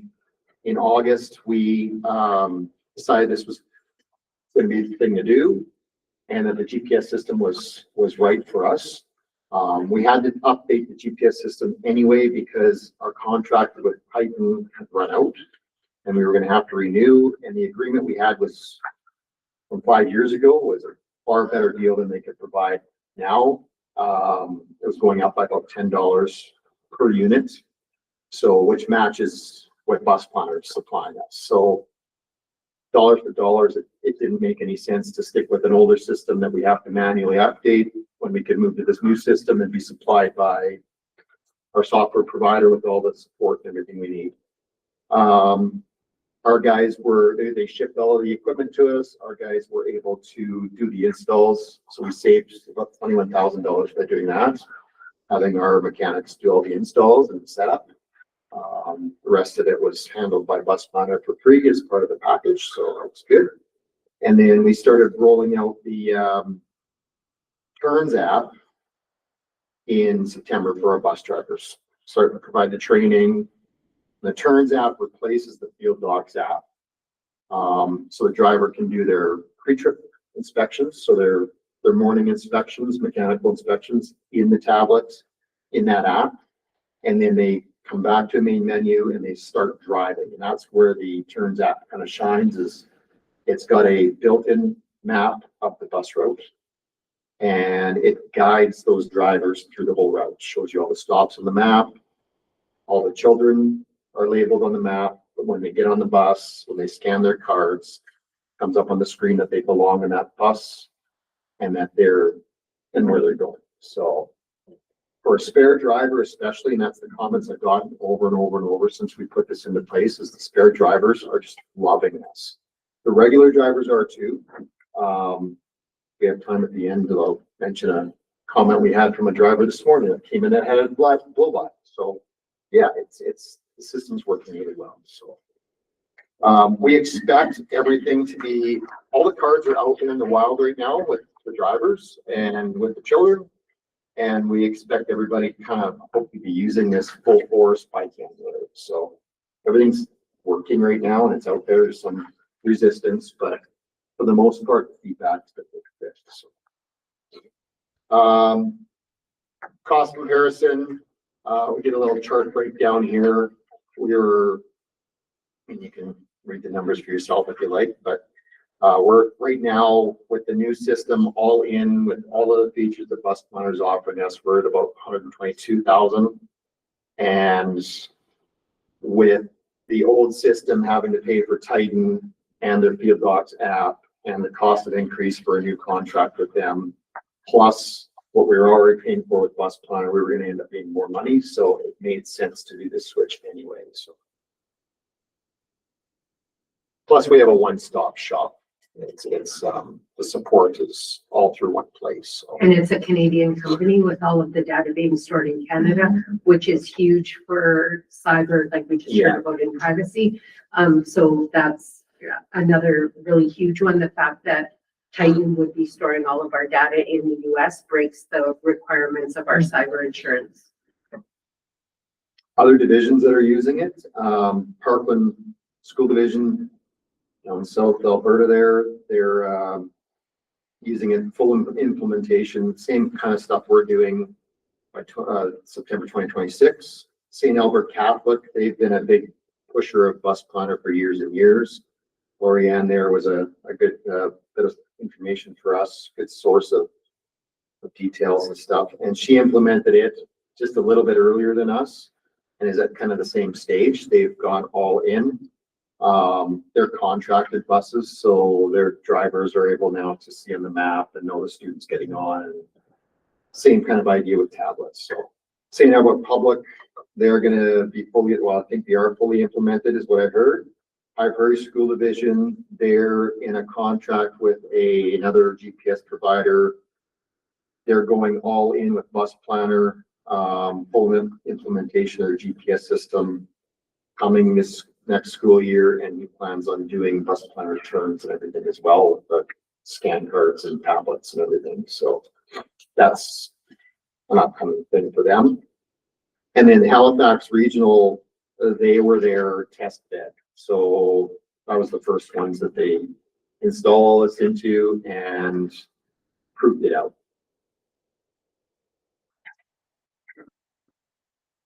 So the Bus Planner turn system, you can kind of see it on the slide there.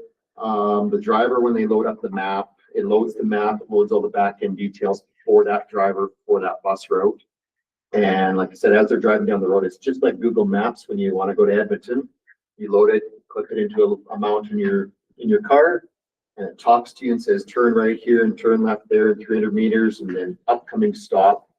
You can turn that off as well, so it's just silent. You can follow the map, or you can just drive the bus and ignore the whole thing. And when you make your stop, the student gets on and they take their card and they just, as quick as that, they just tap this, it goes beep beep, and then up on the screen comes the student's name and their details and says it's a good scan.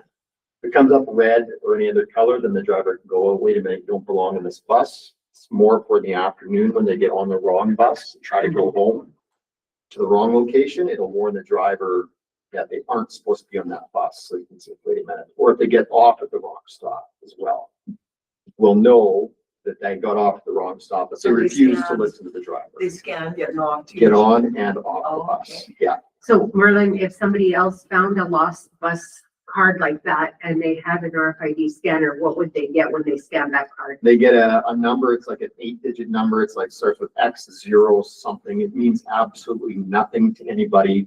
I've got a sample here of what it looks like, but it's just a random digit that's assigned to the RFID chip in here. There's this barcode means nothing. None of the new cards will have barcodes. That means absolutely nothing. And the RFID chip in here just has a random code. We printed the first round of these cards with the students' names on them, only because when we handed them out, we didn't know how else to do it. St. Albert has a system, and I don't know how they do it. They hand out cards without names on them. And somehow they managed. I got to talk to Lorianne about that. But we've got a little printer that we can do the students' names, and you can just sticker a little sticker label on there with smaller printing in case people are worried about, you know, a stranger calling out Peter's name, and the sticker can be completely removed. the sticker if can be parents are removed. So concerned. these ones I tried removing, and you can scratch them out, but it's really hard because it's kind of laser etched into the plastic. This is for inter-school busing. They'll still be able to get the bus, like they say they lost their card.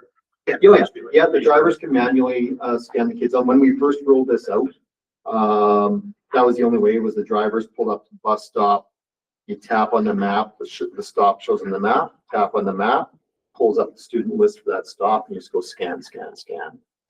So, yeah, and they've come up with a scan all button now for at the school level. If you want to do like a fast dump, you can just go scan off all, and it'll dump them all off at that school. So, yeah. So the different, a driver's scan on and scan off, and a student card scan on and scan off. We can also tell the difference between that. So it'll, in the back end, we can see if the card was scanned or if the driver scanned manually. So who's complaining? We'll get there. So, yeah, we probably have about 5-6 minutes Yeah, left here. yeah. So, So we'll get through this and I'll get your questions. Yeah.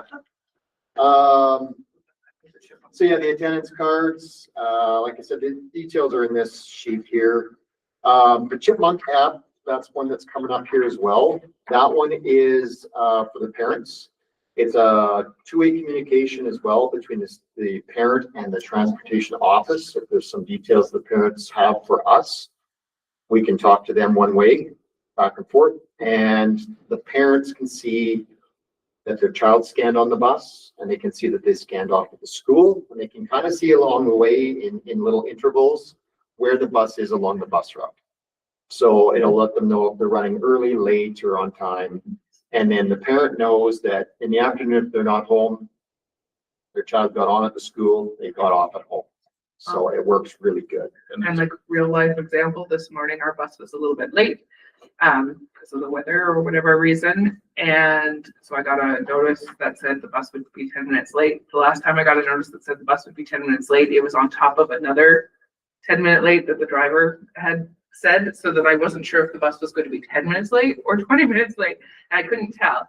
But this morning I was able to look at my app and I could see exactly where the bus was on the highway. And so I said to the boys, yeah, the bus is going to be here in about 7 more minutes, judging by where it was on the highway. And we just relaxed and waited till it got there because we knew exactly where it was and where it was coming. And it just it took the stress out of the situation of being late. And I think this morning you guys had a spare driver, right? We did, yeah, because that's what I was like, why they're coming from that direction? Yeah. spare driver. So, We had some concerns about that, about knowing where the drivers parked, because it will use the GPS to show the bus's location, so before and after the route. And I talked to bus planner and they can walk that out at some point with a delay, so we can kind of make sure that the driver's location is also. And our home addresses. but this is like, this screen is actually a screen. I just moved the house, the little red icon is what it sort of looks like, and it shows your location. So that would be more or less this imaginary person's house. And then it shows a little bus and as well as the school, and that's literally all you see. So every 60 seconds, the bus hops and moves to where it is currently. And so you can't tell where other people on the bus route live or how long the bus has stopped anywhere, because it's not a live, like, slow moving thing, right? Like it jumps every 60 seconds, or when you manually refresh to wherever that GPS point is. It would be super helpful, like I know kids having to go wait out in the dark and in the cold. Well, that's just it. So this morning I said, boys, hop in the truck and wait in the truck for 10 minutes, right? Like, yeah. Mine tells me your bus is 900 meters away and it's parked in the bus yard on its Saddleback. So it's, you know, as soon as she fires the bus up, it says your bus is 900 meters away. So it works pretty good. But, parent concerns and complaints. I've heard a whole bunch of stuff. Usually it's, this is tracking my children. It's digital ID. It's not needed in a rural area. This isn't the city. You know, lots of concerns about lost bus cards, that kind of thing. And yes, we've had a certain amount of lost bus cards already, and we'll replace those for the first little bit just to make sure that people are okay with it. But like I said, St. Albert's been doing this for a while, and they've had bus cards for 20 years. And they've been made it work, so I'm sure our little school division here can make this work as well. And they just attach the backpack, so. Yeah, I meant to they take a can put them picture on of my kiddos this like morning. these things or Yeah. whatever. I bought like a larger badge reel, and so 2 of my kids have them like on a loop. They have on their backpack strap. They stuck them there. One does have it on his back, but it's long enough and he's small enough that we just flip it over his shoulder before he gets on the bus. And his brothers help him to make sure it's right here. So then he gets on and scans it and away he goes. Special needs kids, we plan on just leaving the cards with the driver, and they can just have them clipped on one of these things, and they can just reach over and just go tap, tap. Rather than looking on the screen and trying to find it, the name and tapping the names on the screen. And that's just real quick, because I know we're running out of time. One of our drivers in Fairview this morning, he had a blow by, and the guy didn't even slow down. Highway stopped, the guy just sped right by. And the student had just crossed, the little person had just crossed the road. And of course, the driver, he was looking for the name, and he's like, I looked up and there's the car coming, and I couldn't get the license plate number. We had cameras on the bus, but it's dark and whatever. So he said, if I have the cards, like if the cards are working and everybody's got them, the kids tap on, the driver's paying attention to what's going on around them, right? So they don't have to focus on this machine anymore.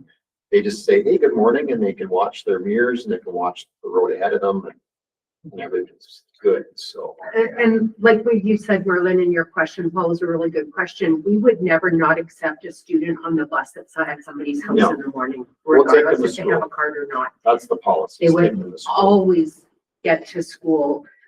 Later down the road, after this is second nature, if it becomes a problem that happens over and over and over again with the same family, we might say, well, no, you come and pick your student up from the school because they should have their card. But we're nowhere near that right now. We're rolling this out. We're never going to leave a student behind, and this is only for the benefit of students and to give the bus driver safety in operating. Yeah, so, Madam Chair, we're mindful of time, so we'll wrap this piece up. And I'll just say this, if you've ever had the experience of a child gone missing, it is not a good one. I've had that experience a couple of times. One was here, it was mild and minor, and the school called in a panic because the kid had left the building, and they found him at a roundabout by Busted Pizza. It was a very, very cold day. He left to leave the room, asked to go to the washroom, and decided to leave the building, and his father came to pick him up. He was nowhere to be found. And so anyway, there was a whole piece behind that.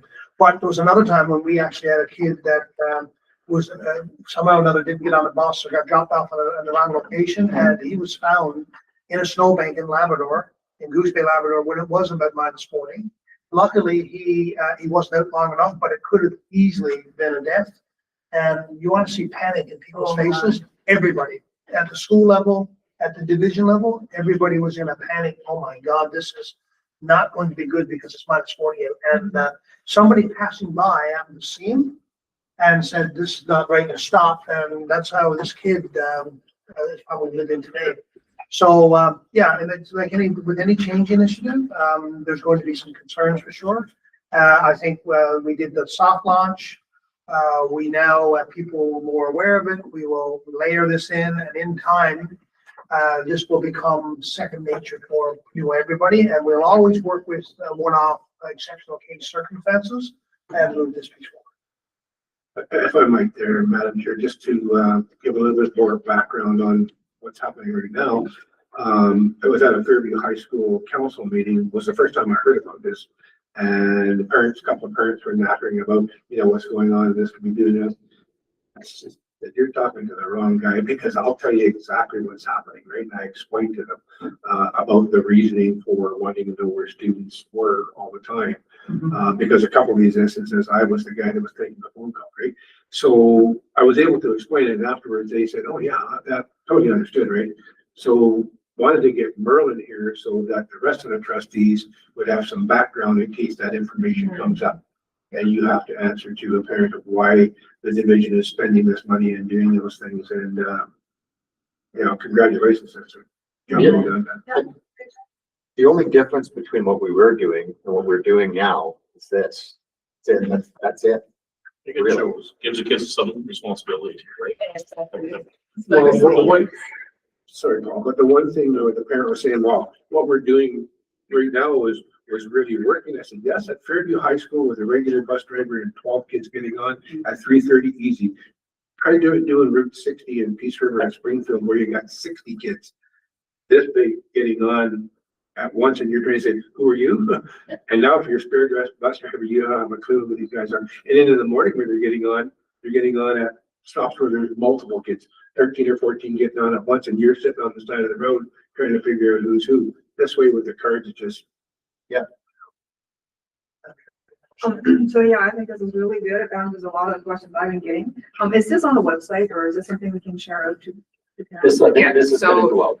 Yes, this presentation will be linked in your highlights. Oh, perfect. So, so people will be able to click it there. I may also just stick it right on this Q&A back page that's linked here.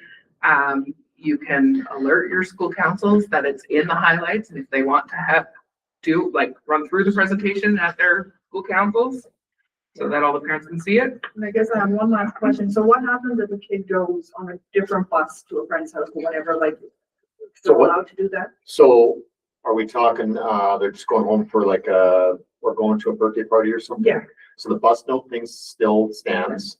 They call the office 24 hours in advance, get the bus note from the office, bring it on the bus, give it to the driver, and off they go. They won't have to scan anything because they've got a bus note.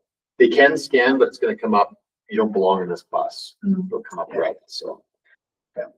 And, so, Madam Chair, just to reiterate what I said earlier, you can see now, and thanks very much, Marlon, this is very informative. And one other point, so there is a document that was given my attention to do a quick review of, to communicate to parents around the launch of the parent app.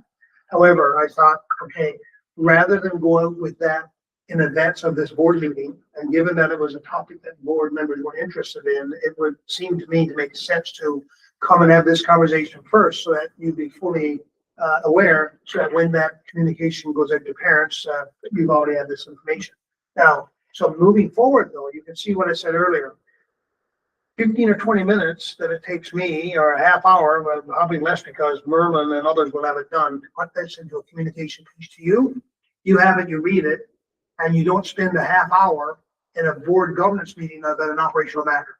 So it's as important as this is, it's a really great example of a little bit of work on my part to get communications out to all of you. We don't need to take any board time at all for the governance, from the governance time that you have on this operational matter, unless of course something came out and you said, gee, can we unpack that a bit? And then we do that as well.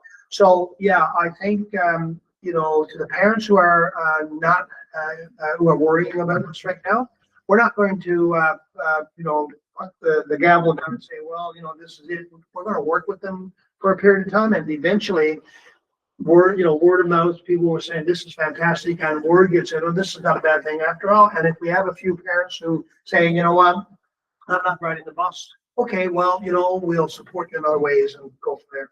We'll have a few cards that are left behind.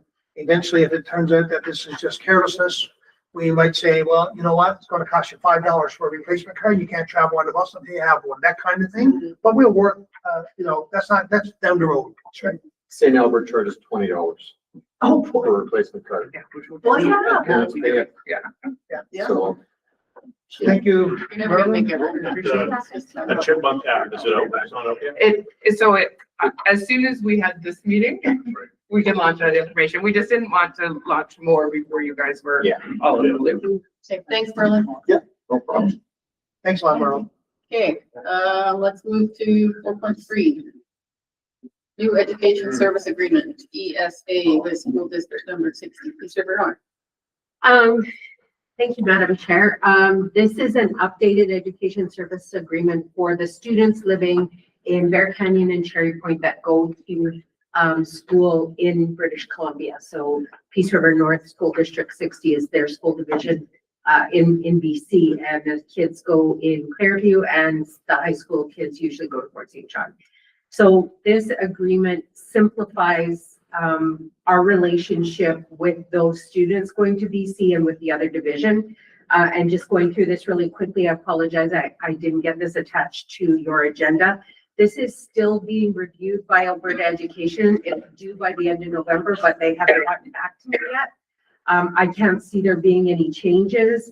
The essence of this agreement is that any of the students that are attending British Columbia schools, we apply for special funding, which is only base funding, so $6,700 and just over $7,000 for high school students.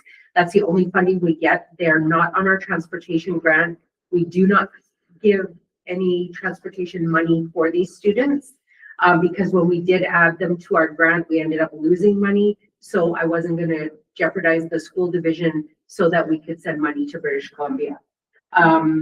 And the definitions are basically just talking about the students' special approvals and base funding. These students are required to have prior approval by the minister. So how it works is nobody talks to us. Nobody gets a hold of me and says, these students are the students that are going to be going to BC. They communicate directly with the Minister of Education. We don't even know who's on the list until the school district 60 sends me a list of students. I then request special approval. I did get reprimanded this year for requesting special approval for a student they didn't know about. And I said, I don't know anything because they don't talk to us. So I don't know if they've decided that that new little kindergarten child can continue to go, because that would start the cycle all over again for 12 years, 13 years. So I don't know where that's at. We do have the recommendations in for special approval or the request, but it hasn't been decided yet. So this just basically says any money we get for special approvals for those students, I give the money to the BC school. No extra money, no less money, just the base funding that we get in special approvals. It's funny that other school districts. And Yeah. Threw me for a loop. Does anyone have any questions, comments? Okay, would someone like to make a motion to approve the education service agreement? Janet? All in favor?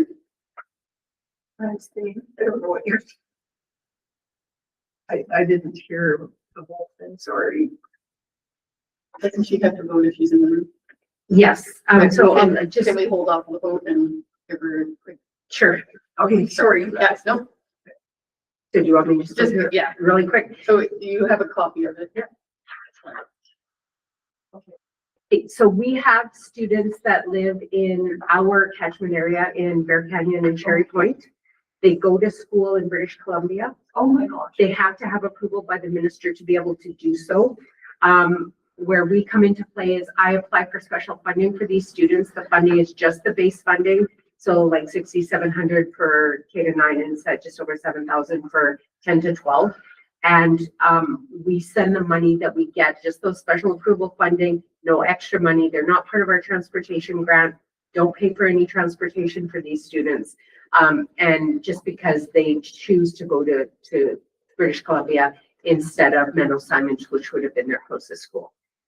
Has to be approved by the minister. So really, those students don't, like the parents don't even communicate with us. They communicate with the Minister of Education. We're just kind of the mechanism to get money for them to go to school. Sorry. So, I wasn't paying attention, but I don't know if this was about what I read it. So is this something we do every year? Yes. The approvals? So what, like, and what happens if we don't sign this or like? is Well, this is a new education service agreement, just with the new method that's happening now, because the former one was a long convoluted process, and now it's so streamlined that it has to be an approval with the minister. Really has nothing to do with us at this point in time. Okay. So that's why I updated it with this agreement, because the terms of the other agreement now really don't apply. Okay. So, and there's never a way that we can kind of look into whether those kids would want to come to our schools or? We tried, we tried a lot.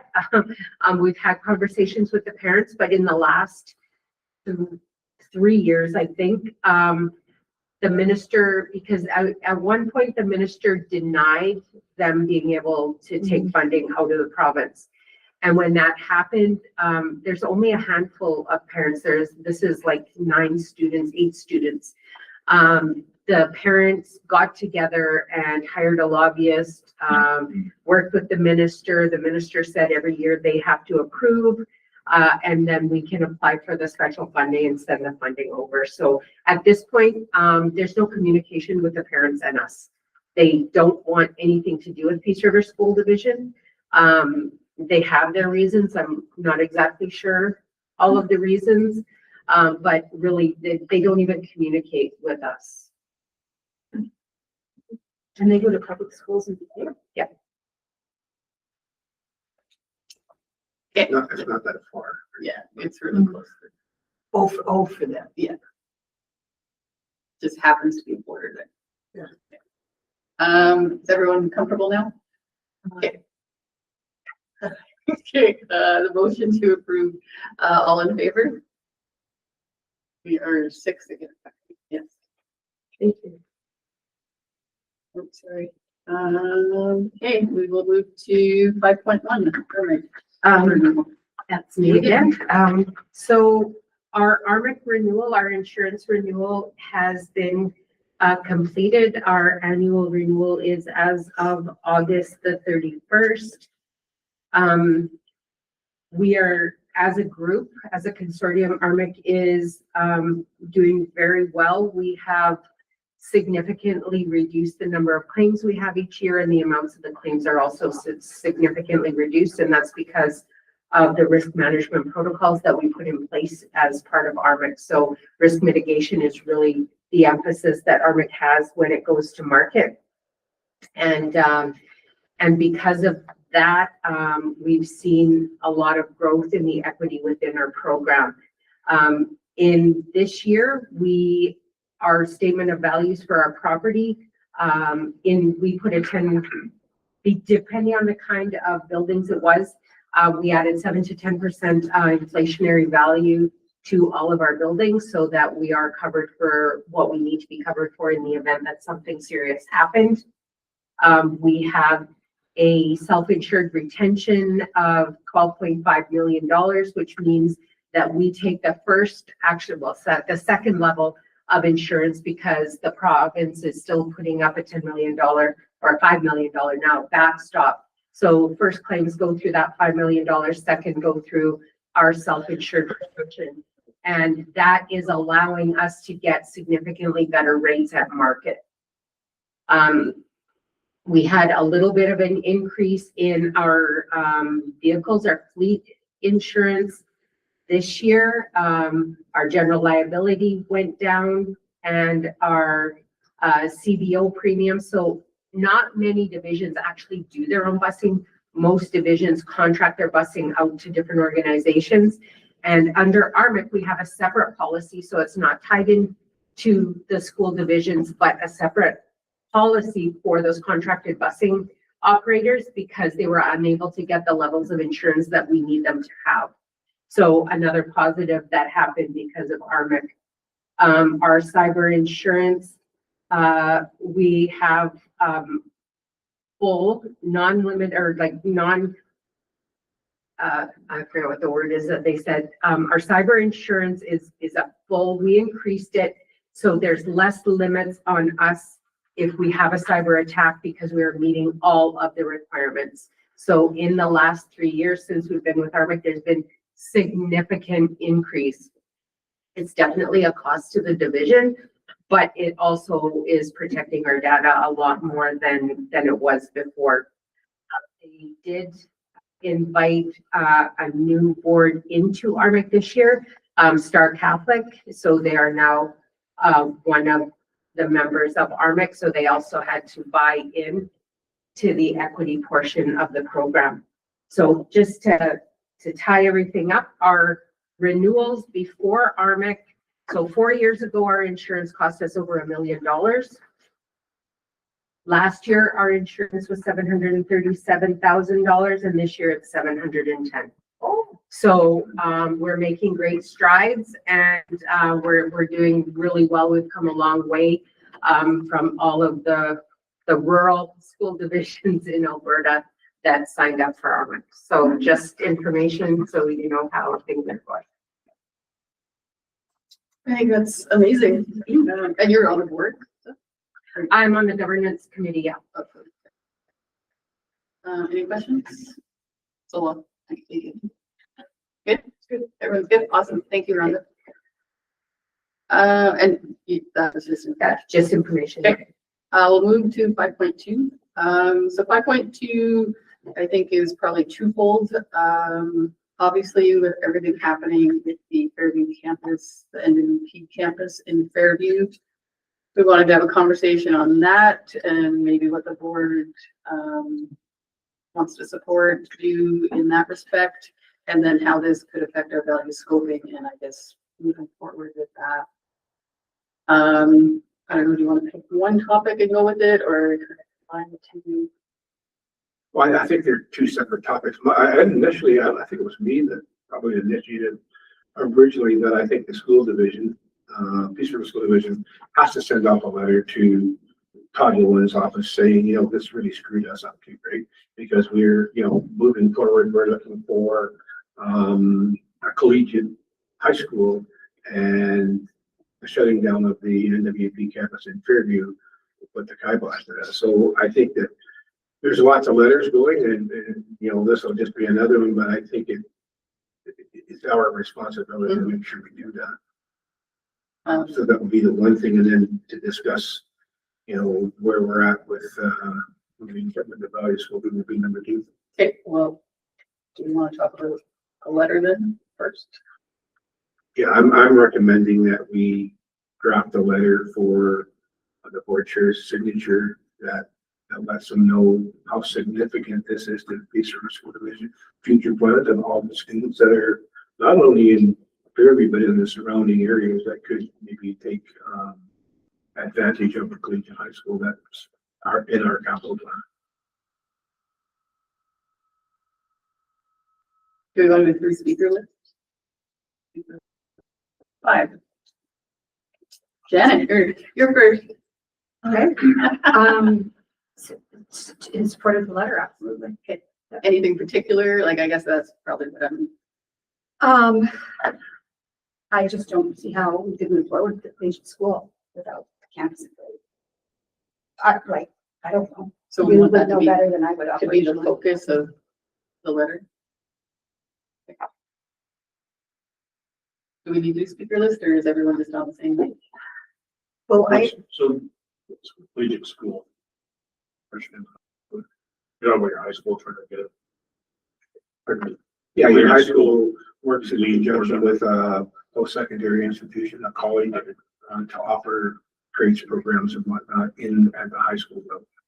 So the kids that are, mostly it would be geared to the kids that know for sure they're not going post-secondary, they are gonna swing into the trades. So earlier in their school, at least as early as grade 10 and maybe even junior high, they could start focusing in on the trades. And then we had talked about this with Northwestern Polytechnic and their president a half a dozen times, and every time they said, yeah, we're on board, we're not closing down, we're opening new programs all the time, there's no worry about the Caribbean campus, you know. So we built our plan around it. And that's Wow. And that's what we do now. Also, we did, instructors would come, even when I worked there, instructors would come over to teach, say, a carpentry unit in, what do we call it? I now call it CTS. something else. CTS. Yeah, so he would come in, and a college instructor would come in for 6 weeks, even the junior high, and do a carpentry unit, and then a plumber would come in and do a plumbing unit, and it was wonderful. Like, they really brought a lot of knowledge and skills to the kids. And the mechanic would come in and they would take apart vehicles. we haven't done it for a couple of years. There was a welder that was actually teaching CTS from the college in 2021 probably, but no, we do have students that we're sending kids to the college to look after some courses on there, right? There was no, since 2022, I don't think it's been an instructor at us. We did have a CTS instructor from NWP that went to the West End schools in the last few years, but that ended last year and wasn't available for this year. And I know That was Fairview High this year had someone from the college come over and do the prerequisite courses for the green program. Yeah, they only did that 2 days. But it was someone from the Still- college who came to the school to administer that. Well, it was the other way around. The kids went to the college, but There's photos of them. There's class. So Anyway, It was wonderful when it did happen. yeah. there's a partnership. Wonderful. And so I also think that in the letter should be included the impacts to the community, the impacts on our K-12 schools, because that's people who are there as instructors who will move with their families out of Fairview. It's unfair to the whole community.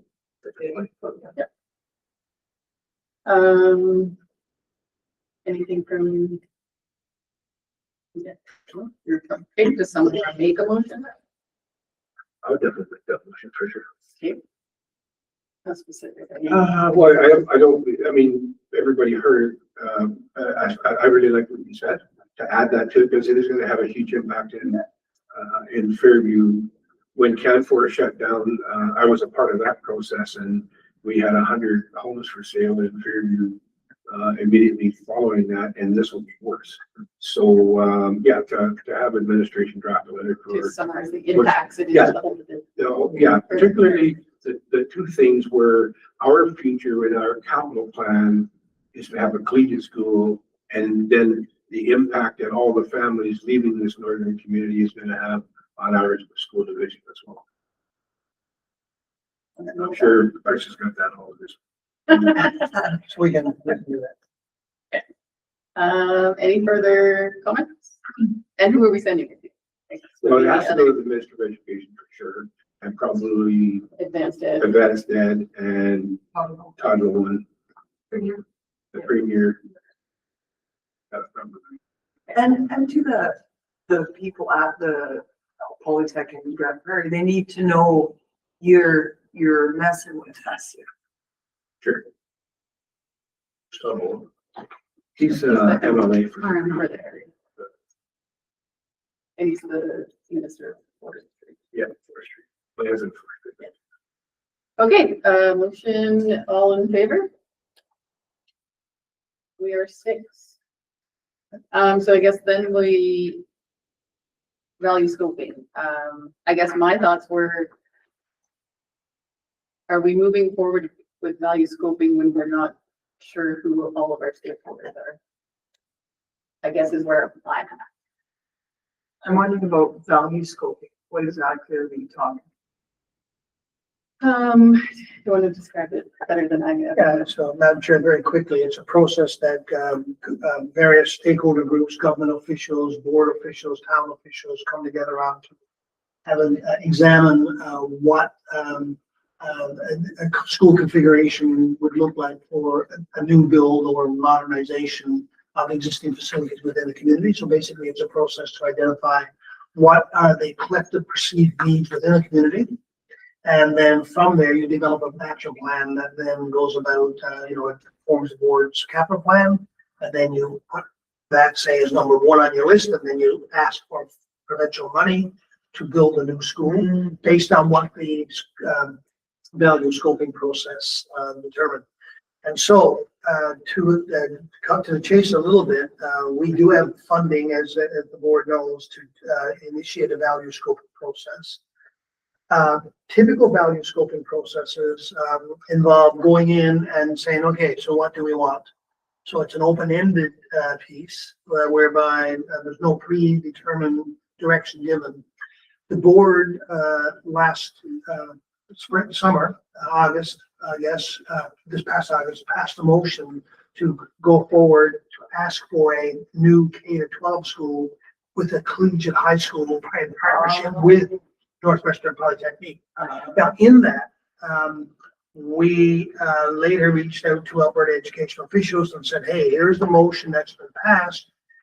Are we still able to move forward in a way which we thought we could, whereby the value scoping could unfold, and through that process, if it was determined that, you know what, it's far better on multiple fronts to modernize one or both schools than to do a new build, or to build a new K-6, modernize the high school, or vice versa, that would come out. So while the motion that the board passed was a different way of doing value scoping than what has been done here in the past in this jurisdiction, we have the assurances from Alberta and personnel that this is not an issue.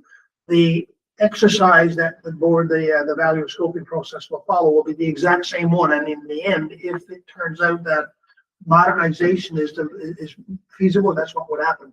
Of course, with that motion passed, and then we're into a teacher strike, and then a whole pile of other things unfolding, and then the news breaking about the college, we haven't moved forward in a formal way with the value scoping process in Fairview, other than made some initial contacts, made some initial contact with the the consulting firm that has done value scoping with us before, and they said, you know what, we'd be happy to work with you. Just let us know when. We just haven't said the when yet, and now the circumstances changed substantially to the point whereby at a point in time, the board might need to decide to go back and revisit its capital plan piece for Fairview, depending on how things shake out here in the weeks ahead here. So I guess that's a part of the conversation now, like next steps. Okay, so I'm wondering, Madam Chair, who are either of these schools that decrepit, or are they, this is just a long term? Madam Chair, we could probably bring the new trustee up to speed a little later, but the reality is this, the two schools in Fairview are in excellent shape for their age. There's some sections that were built in the 60s and 70s, new additions. I think the last modernization were in the late 1980s, early 1990s, but in fantastic shape nonetheless. The challenge is when a school board is looking for money to enhance its infrastructure, you're looking at 30 or 40 or 50 years from now. So the question becomes, is there enough core value in the core of these existing buildings with significant modernization to sustain another 30 or 40 years? And that's a question that would need to be answered by engineers and architects and so on.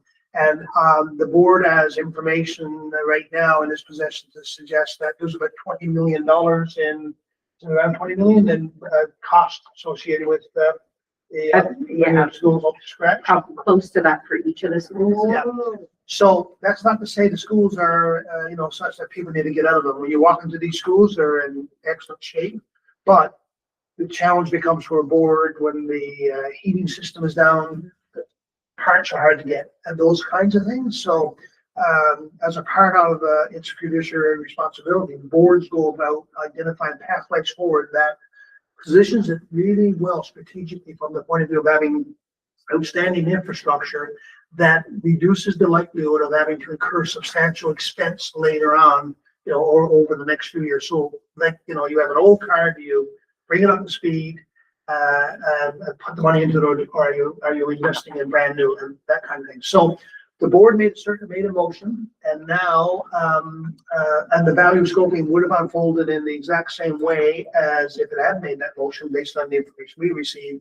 But the question now becomes, is this the time to initiate the value scoping process with everything up in the air? And that's a decision that the board would need to make, because it's easy on our end from an operations perspective to simply say to our partners, you know what, we have to put things on hold, or we're going to move forward now, recognizing that there's the big partner that we're going to rely on may or may not be there. And that would be, we'll take direction from the board on that as to how you want us to proceed. I might have to just respond to some of that.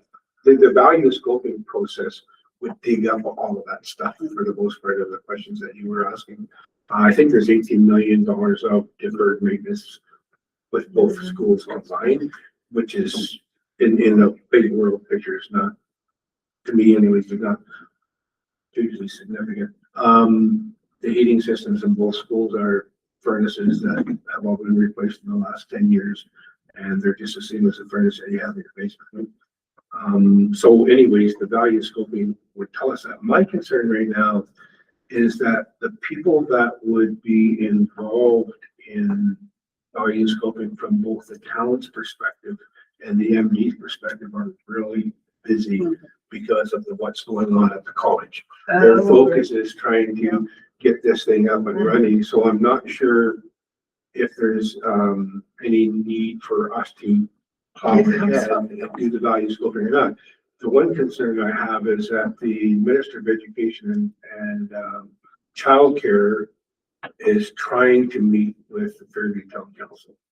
And I have no idea why. I talked to the mayor and he says he doesn't know why either, but he wants to meet with the full council, and they've had to put it off a couple times because not everybody was able to be there.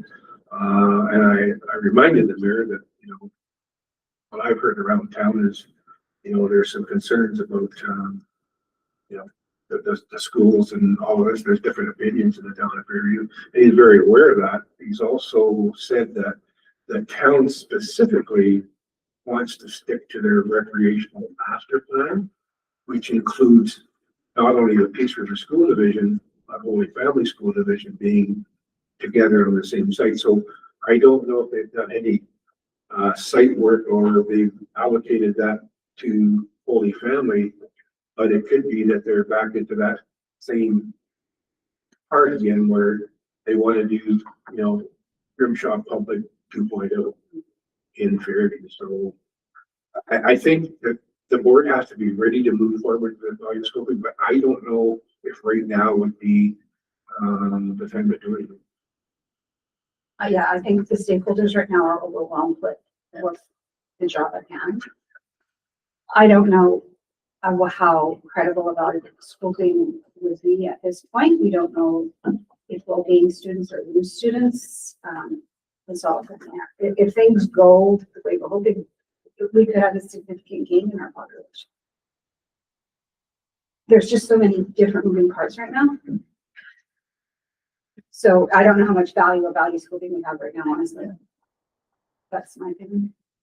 And I think that's where I was at, that I think there's some good opportunities once everything is finalized. Yeah. To maybe have a great partner that we don't even know who they are. Yeah, and not to make decisions in haste, Yeah, because I think it was, yeah. to really give careful consideration. Because we did a value scoping 3 years ago Yep. in Fairview. With a different partner. And now, so I don't think we need to rush into it. We did it in haste. We did it in.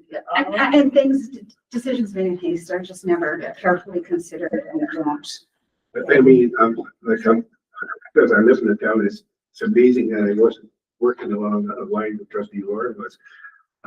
we know that there's 80 employees. Some of them aren't gonna leave the community, but if, say, half of them left the community and took their families with them, you know, you could be down by 80 to 100 kids, 600 kids in Fairview, which would be pretty significant. So value scoping maybe has to sit for a bit, yeah. And Madam Chair, the only other point I'd make on that note, and you know, I'm hearing the trustees say that this is not a good time to do value scoping for several different reasons. And in March, the board will have to update its capital plan again. So the other money we have is to do value scoping for Peace River. So the board can still decide to go ahead with value scoping in Peace River, decide what that, you know, what the outcome of that is, and then update its capital plan accordingly. Whenever the dust settles on the process in Fairview, a value scoping could be initiated there and decide through that process what the most economically feasible pathway is, that also positions the board strategically very well to be a front runner in delivering educational services in the community for the next 25 to 30, 40 years. And just if I could, I just want to make sure that we maintain the funding in case we have to pull the trigger on doing value scoping in peer review. We want to make sure that we still have that funding to do that. Do we have to do any type of motion to not go ahead with value scoping right now? Sorry? Do we have to do any type of motion to say we're not doing it? No. We're just putting. No, we're fine, and when we revisit it, then we can move forward. It's a big, what's the cost on that? More than we have funding.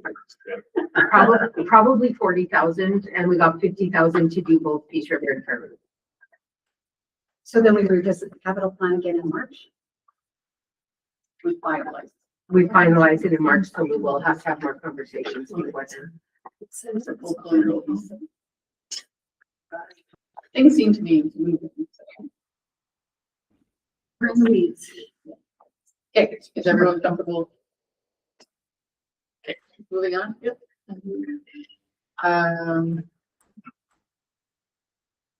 Facility tours.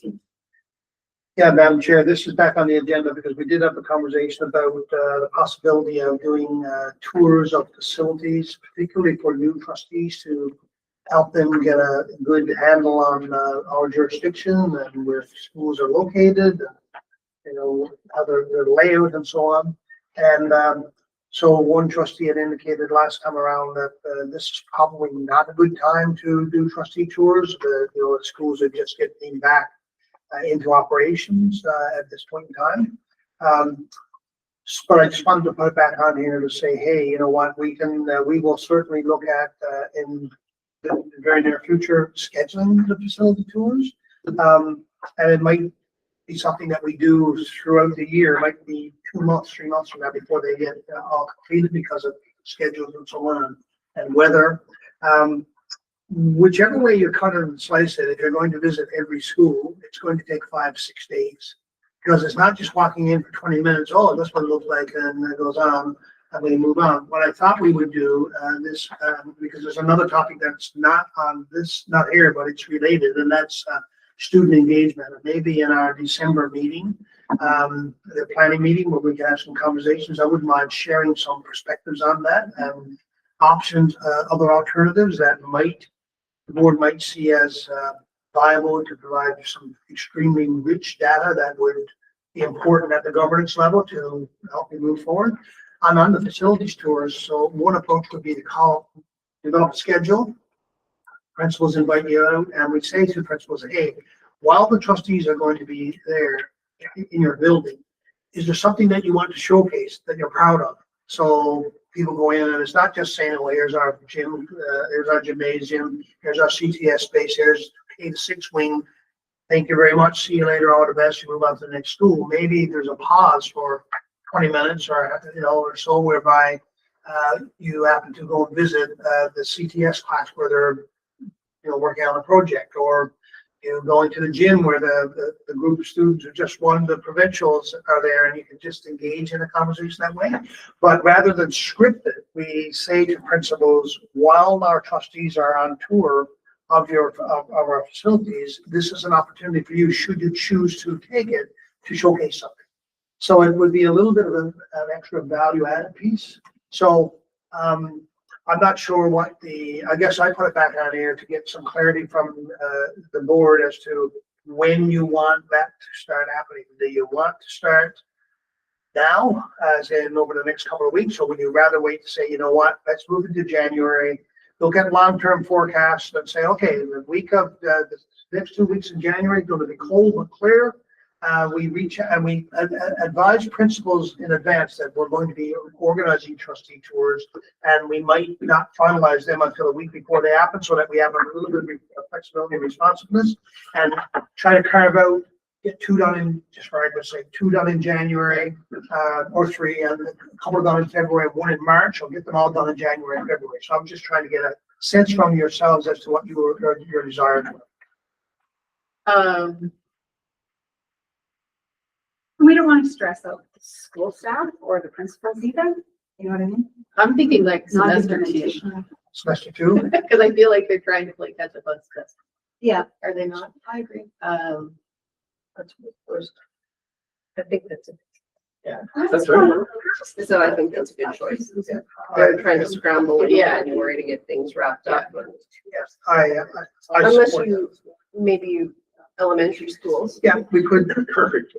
yeah, we could look at elementary schools, but high schools, a good point, that look at semester 2. But if you're going to one area, you're probably gonna hit the. Yes, I think so. Yeah. Yeah, it's charged. so that makes sense. I mean, we could look at January, and maybe we do, we could look at, just for argument's sake. Yeah, we don't want to have to go back to a region twice, so Yeah. maybe we could get, a couple in, we might say do Napa and 2 schools in Peace River. Yeah. And then the high school could be done when we do Peace Outreach and Grimshaw Public, that kind of thing, so it minimizes travel. And we respect for finishing semester 1 for high schools, and K to 6 schools, K to 9 schools, we can look at something else. We do have this on the agenda for next Yeah. Thursday, right? So, I'd say everyone think about it and we'll talk about it next. Yeah. Instead of. Yeah.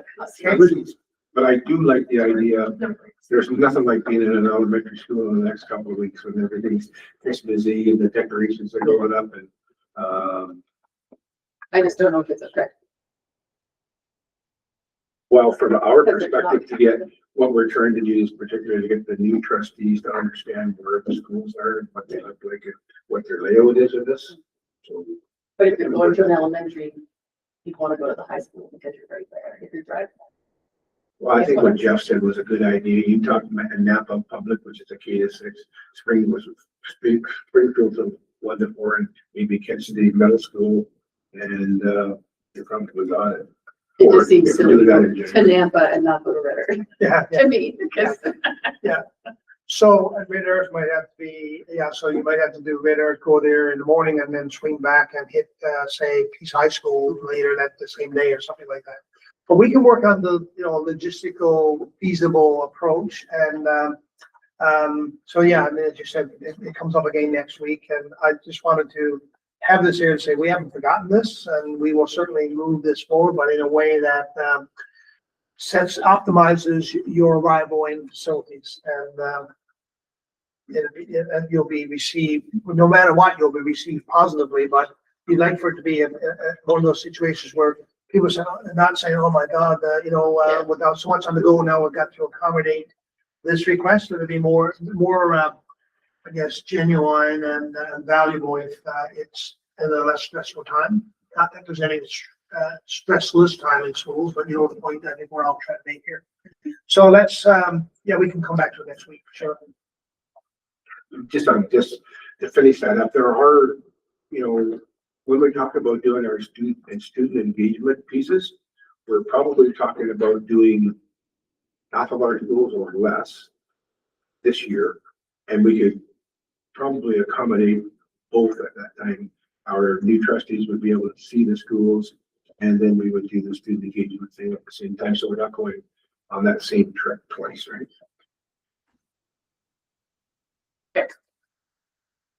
Let's get this done. Okay, no, we did that, no quarterly reports, we're moving to 6.2. Policy development and review. 6.2.1 is first reading on the appendix A, board annual work plan. David, do you wanna kind of spearhead your policy? Yeah, I was a part of the policy committee, last year, and we put this forward. And everybody's had an opportunity to take a look at it.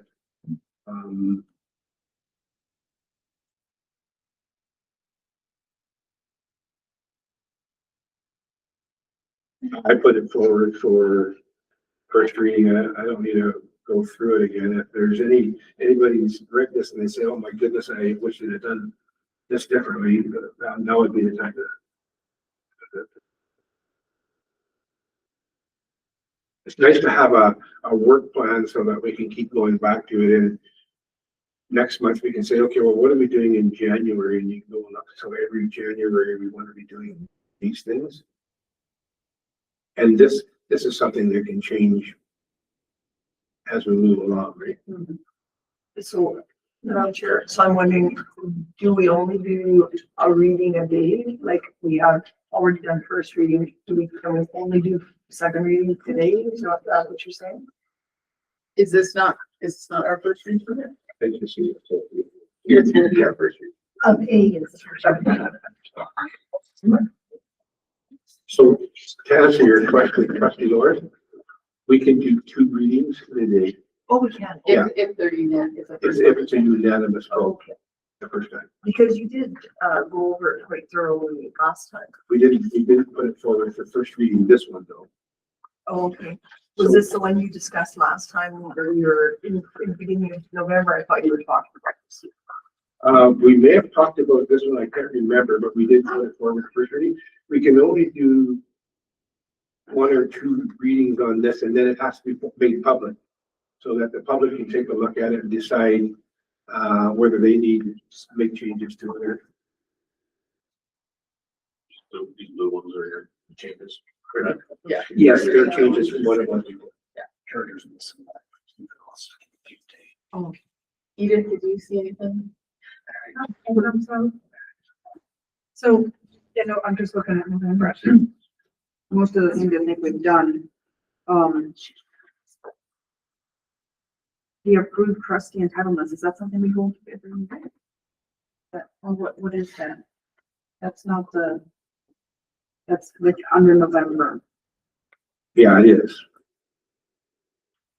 That's always been there, Edith, and we had talked about moving it to December because it made more sense. We did the trustee entitlement last December, or at least we approved it as it started in December. Yeah, I think it looks good. Hey, does anyone else have any input on appendix A?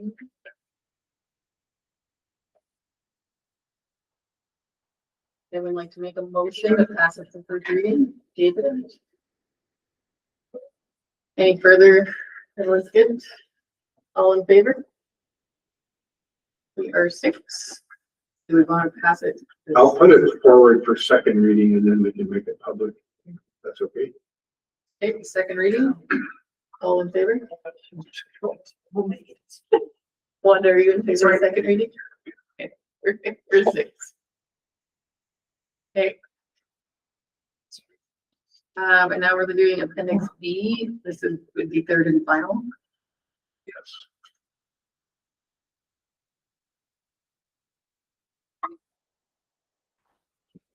Does anyone, this is third one, so this is the one I gave you talked before the last meeting. Did anyone have any input on that one?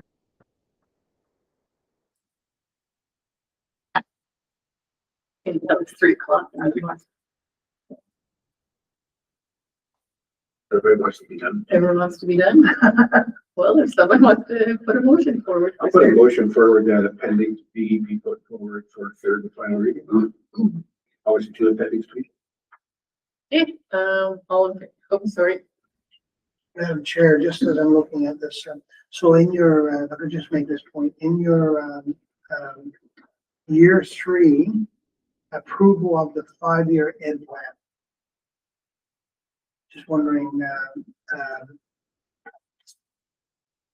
what is intended for that? Because it's It's in in every year. year. I think it's just the approval. Okay, We so, don't- okay, I know what, yeah, I didn't zero in on that, so it wasn't in year 2. Oh, yeah, it is at the top, sorry. So I think what that is the updating of the plan for resubmission at the end of May. Right? Yeah. Or if it's a brand new 5-year ed plan that has never seen the light before, it can be done. We wanted to cover it.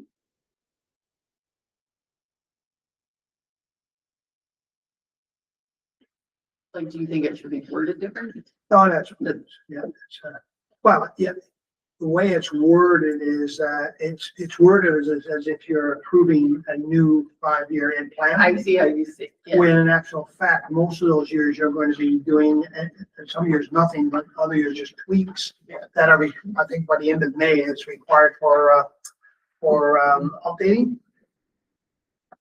So, Would you ever do approval / So you could write approval review of, of current? yeah, you could write Yeah. approval of the new or slash updated. Because it's gonna be on a different year. yeah, I think that will cover it, because then, as David said, there are going to be years when new board comes in and And the it first is a year plan. in, you're having a new plan, so it's the new plan that year. Subsequently, it's the updating the plan each year for the next quarter. So I think you could do it that way, approval of / renewal of the 5-year plan. We weren't talking about the renewal. We were just talking about if the new ed plan came in that year, we wanted to have it covered.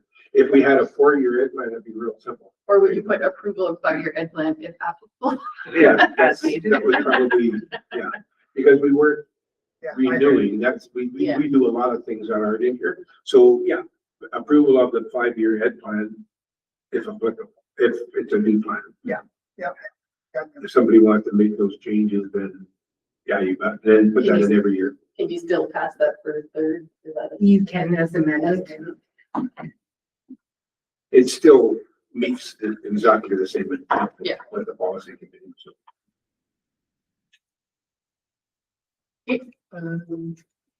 Did someone want a motion for that? Okay. For third and final with. I made a motion. Yeah. Oh, sorry, Peter. Or just- Oh, we're just voting with the amendment. Okay. All in favor? We are 6. I had too many things open now, sorry. I close it, but I know what it was. Now we are on to appendix C. This is a third This final is reading. for third and final.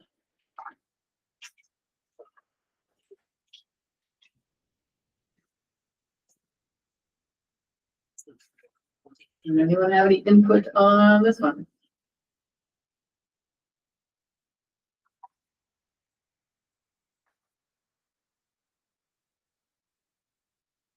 Anyone would like to make a motion? So this one has no blue in it, so it's pretty much the same thing. Or was it, Well, we're in third reading, so okay, that's kind of, let's pass that. yeah.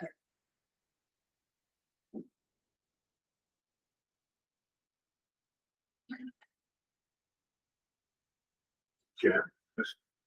Yeah. Trustee should both the other end up there. Were you making a motion? Yeah.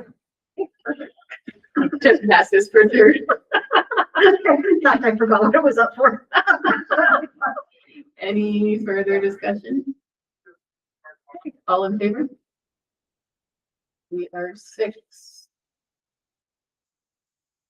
Appendix D. Up for first reading.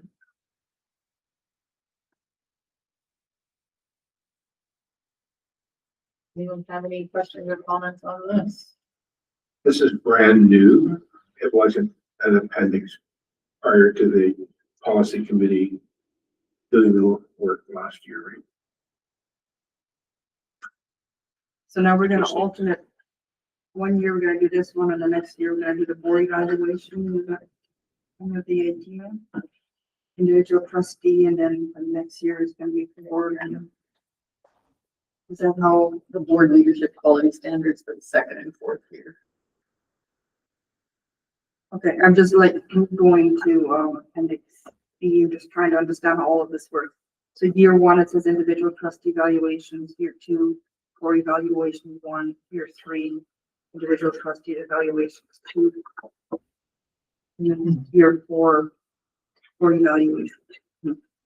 That's on that colorful one? Yeah. Yeah, yeah. So every year there's a evaluation. That's so.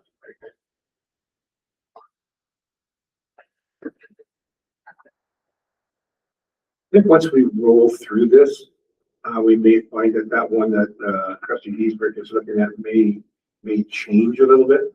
This is more in line with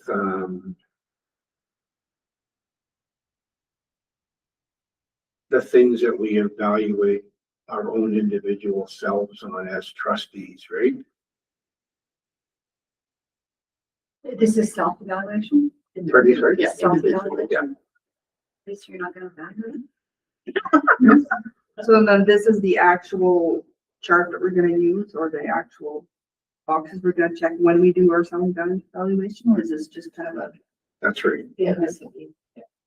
Because sometimes the questions in past ones have been so, you Yeah, can't even answer them. They don't even make sense.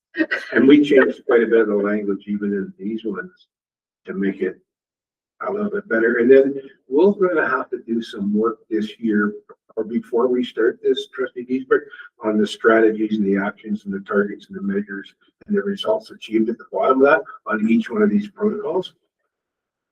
You know, one through. So we have to, before we do this, we'll have to sit down as a group and decide what that's supposed to look like, right?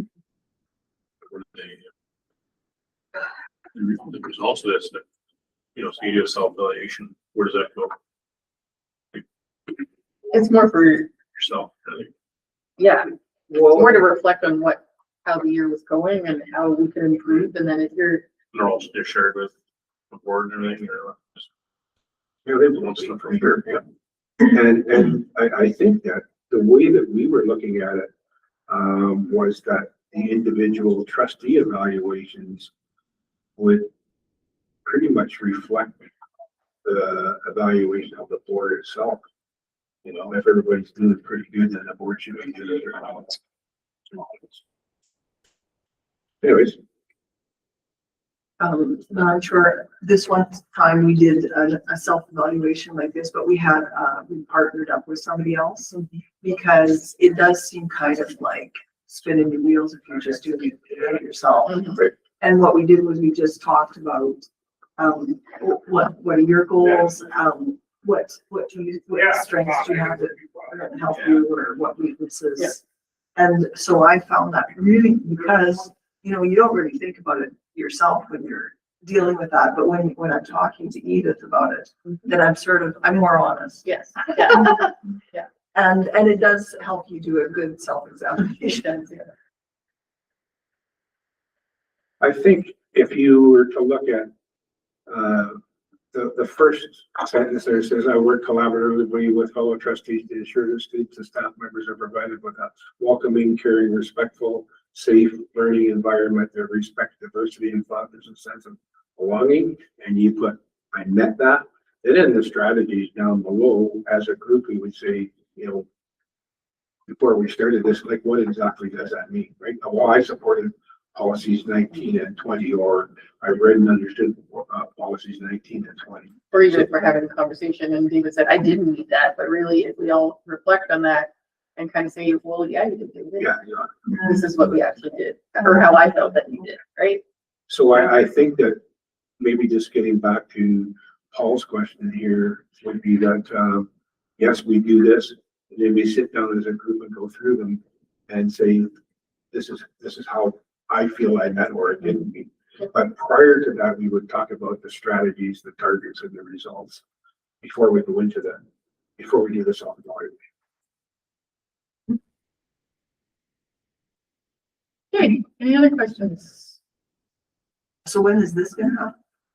Well, we really have to get all these appendix, Oh, everything all through third reading and compile it and so nothing tomorrow. No. Unless how would we ever know if we The did very something earliest is when some of you have been trustees for a month? yeah, right. It's Is hard. this an Alberta education requirement that we do? I don't think trustee evaluations are, but, I don't think it's in there, but I think it's effective. the board has always been doing them. It's just that some of the stuff that they were doing in the past, the policy committee felt was not really, the questions that were being asked really weren't, Didn't allow for true reflection of what we were doing. So, And it can be altered, like say next year. Just review it, the same, this line.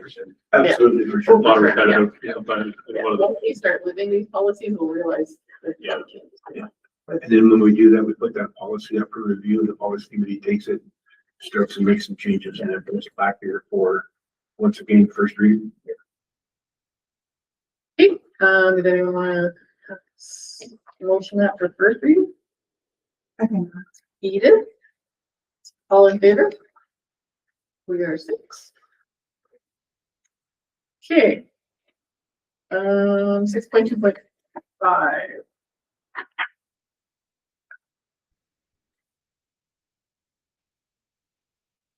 I hope everybody's had an opportunity to take a look at this.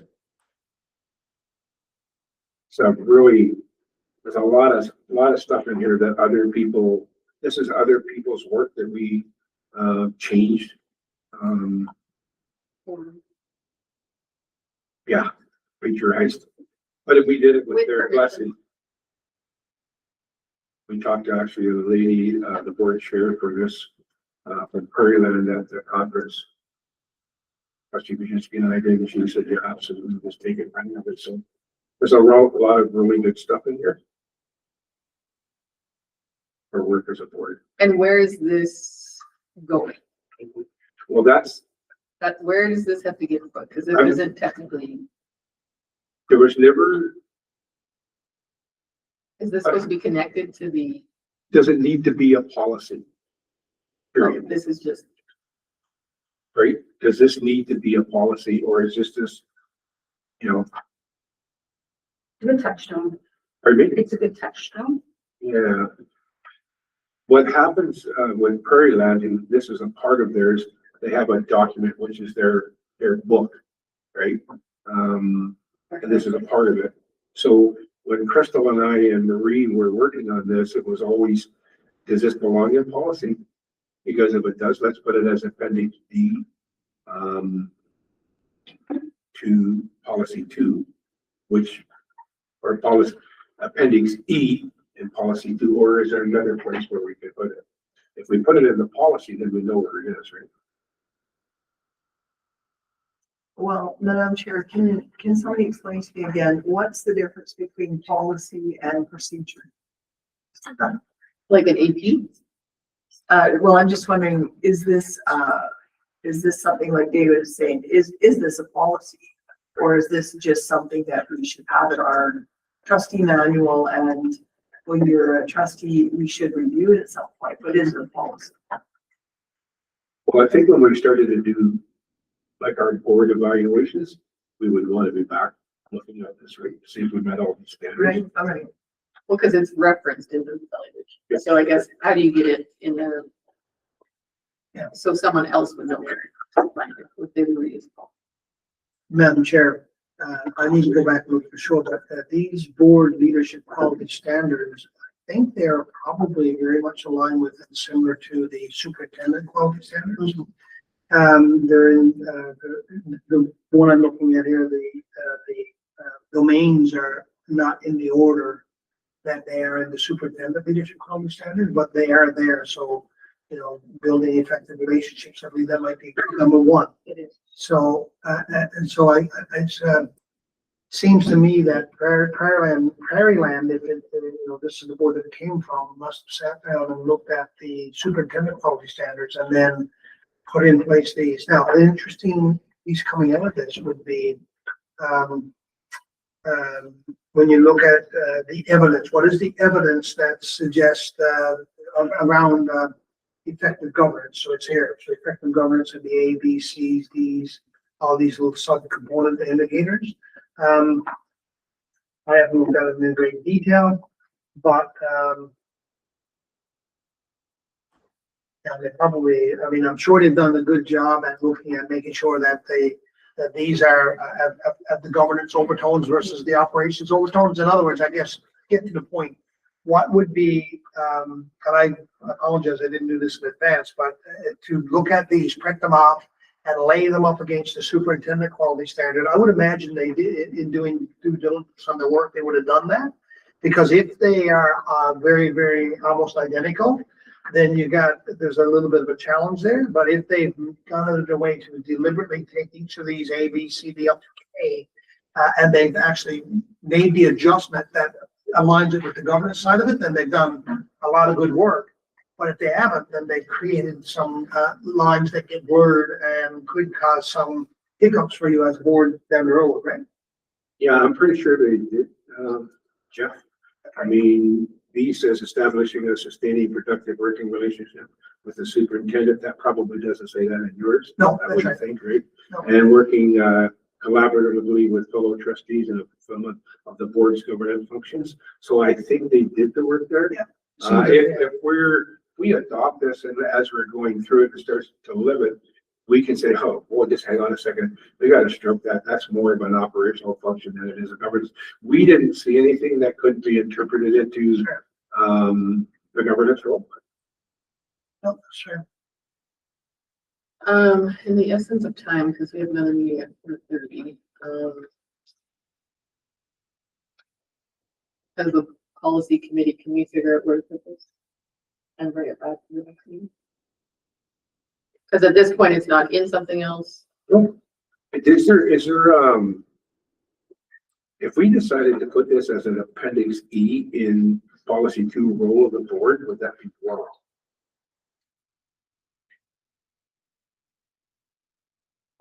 And then it's there. To get the first reading, then I just don't want to be doing this every month, right? I think that until we find another home for it, like there was some thought with the last board, Madam Chair, that we would take that and get that whole document at some point in time, that big book that reduced some policies and stuff, but that's a pile of work. So I think that we could put the board leadership quality standards in policy 2 as appendix E. And then if we decide to move that someplace later, that would be at our discretion.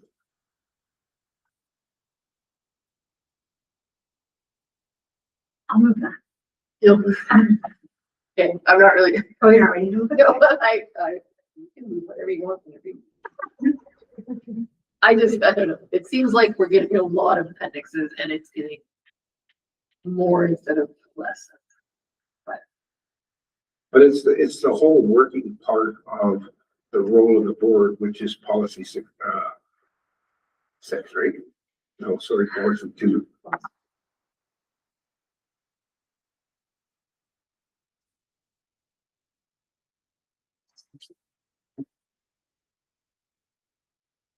I don't know if it belongs there, but I also know we have to move on. So.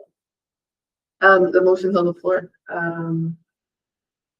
Do you have a different idea? No, I don't, and that's why I feel like we're not where we should be. So right now, the motion is that it's a policy. It's an appendix. Oh, it's an appendix. Yeah, we definitely don't want to make it a policy. Okay.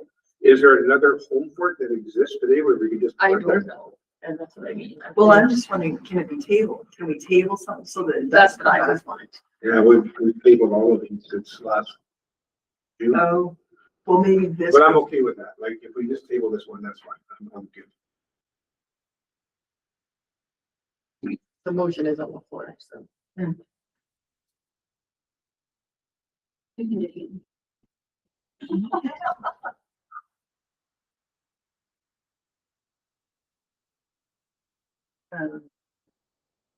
Okay, all in favor?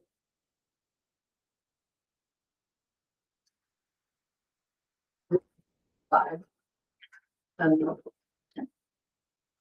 sorry, 5. 5.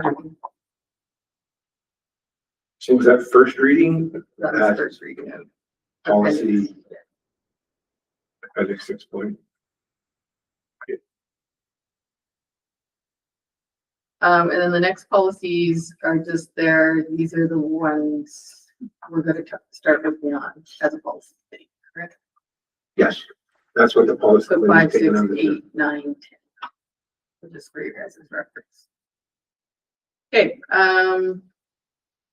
really quick, let's go through 6.3 standing committee items, ASBA. Wasn't there? The, what are the other one? Oh, so what, yeah, we had a meeting in Grand Prairie, Peace Wapiti on the last month, on the 10th, I think it was. Elected a new president or chair from, Grand Prairie Catholic. And, a new vice chair from, who was the vice chair? Library, Karen. Oh, Karen School, yeah, that's right. And, yeah, did another round table that we didn't have to do. But, the next meeting of the SB Zone 1 is next, it's on the 10th. Wednesday, the 10th, and it's virtual. Yeah. So everybody will get a link to that if you want to. Okay, and then we went to, a few of us went to ASB's fall general meeting. We have a new president, Shelley's last name. Yeah, so cool. I can't think of anything. They passed 2 position statements, one full government funding for complex needs in students requiring 4th and 5th year of high school, and full government funding for, or no, that's the same one.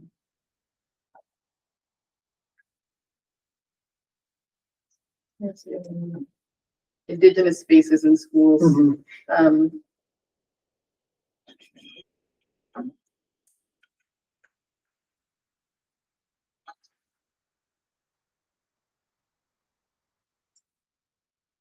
Oh, there it is. That ASBA advocate the government of Alberta for additional undedicated funding and space allocation to support the planning and implementation of culturally significant Indigenous spaces within existing schools, new school builds, and modernizations, where a board is deemed necessary and appropriate, recognizing that inclusive learning environments will foster a sense of belonging, improve educational attainment, and enhance success rates for First Nations people. So those are the new things that, as a 61 boards, we voted for them to take to the government. Are there many policies that come, are there many of these resolutions that come up?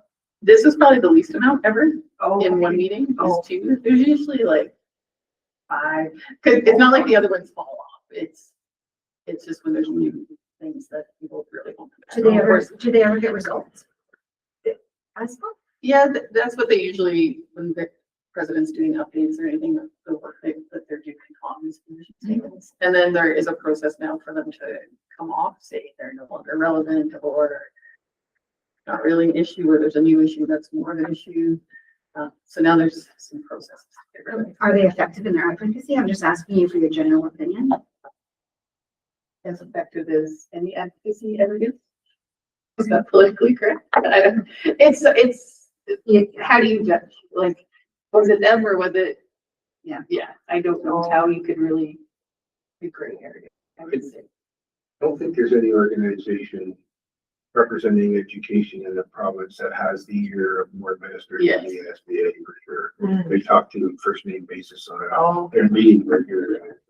Oh, good. If you attend even virtually on the ASBA Zone 1, the president will come on and say, these are the meetings that we've been at. They go on and on about the ministers that they've met with in the conversations. And our former chair is on the task force, the complexity and class size task force. The president. Yeah, the former president. Of the ASB. Marilyn Dennis. Oh, she's the president, not chair. She was Yeah. president. Okay, I got so confused. So yeah, that was that.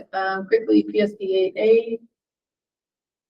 Yeah, sure. I went, Lacey and Marie were both there, and I noticed that there was a lot of boards there in full. And if that, if that's possible, particularly for the newer trustees, there's a lot that can be gleaned from being there. Friday night, they had a speaker on the lowest whole dinner, and I thought the speaker missed the mark myself.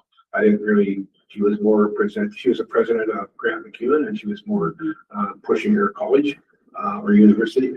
Saturday, we had the one guy doing all of the PD or 4 different chunks throughout the day. He's really good at doing it, but Lacey and I had seen him before, and so some of the stuff was just humdrum. But I thought it was good.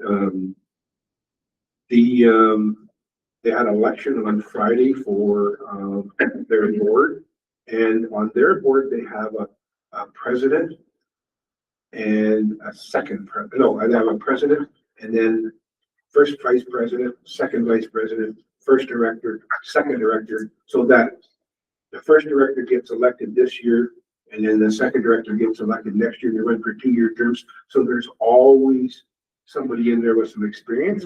So it wasn't time to have the second vice president. Her time was not up. Her 2 years wasn't up, but she didn't get elected as a trustee, so she had to step out of that role. So the election, we had a new president who's from Parkland School Division. And then we had the first vice president is a guy from Medicine School Division, Pat. The second vice president is Donna Cook from Grand Prairie Public, which is really good for us. And then directors is Tim O'Hare from Fort McMurray and Melanie Tchaikovsky from Grasslands down south. So we have a lot of really rural people in there, which is pretty good. After the meeting, Lacey and I had met with a parliamentarian there. Her name is Diana Bacon. And we had talked to her about some governance training that she has done for some other school divisions, and kind of tweaked on to maybe there's something that we could do for the piece of our school division trustees in learning more about governance, right? So we had a good conversation with her, and then I met with her after the conference, and we're going to talk about that on next Thursday on our report on it. And that's it. Earl Caucus. Yeah, they also had elections. I don't know where all these people are from, but, for chair, Brad Toon, I think it was there before. Yeah, the chair and vice chair. Vice chair, Scott McPherson, and was one new director, Carla Gimber from Livingston Lane. And, Lori Leach, actually, she, did the elections part. So she was there for that.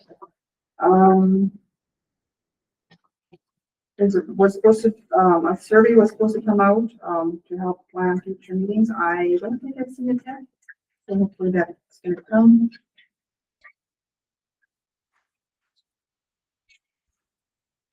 And there was a little bit of a presentation by Cardi Vaughn from Livingstone Range. It's called From Buzz to Buy-in. And it was on meaningful, stakeholder engagement. Question that was asked, what happens when people feel left out of decisions? And there was a little bit of an building engagement program that they had there.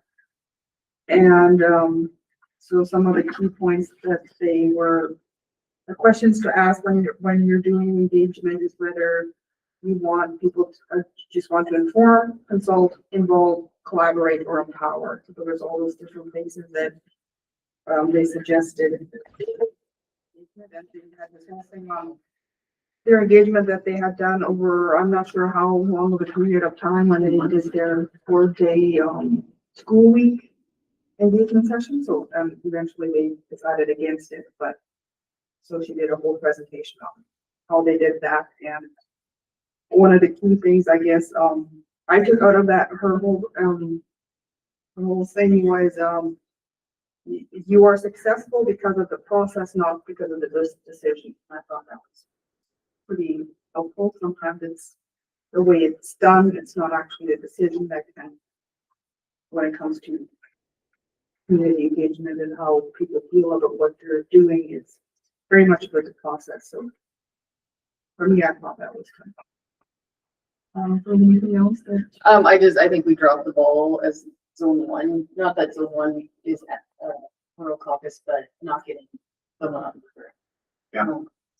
I talked to Tammy about it after, because we always had Lori, and then nobody from the north put their name forward. So yeah, Tammy and I talked about it, and she was good at, because I said, really, the rural caucus probably should have a north director, a south director. Tammy was gonna talk to the chair. And Yeah, and those two guys were the guys that were there last year, right? yeah, they're the Scott same and- ones got it, yeah.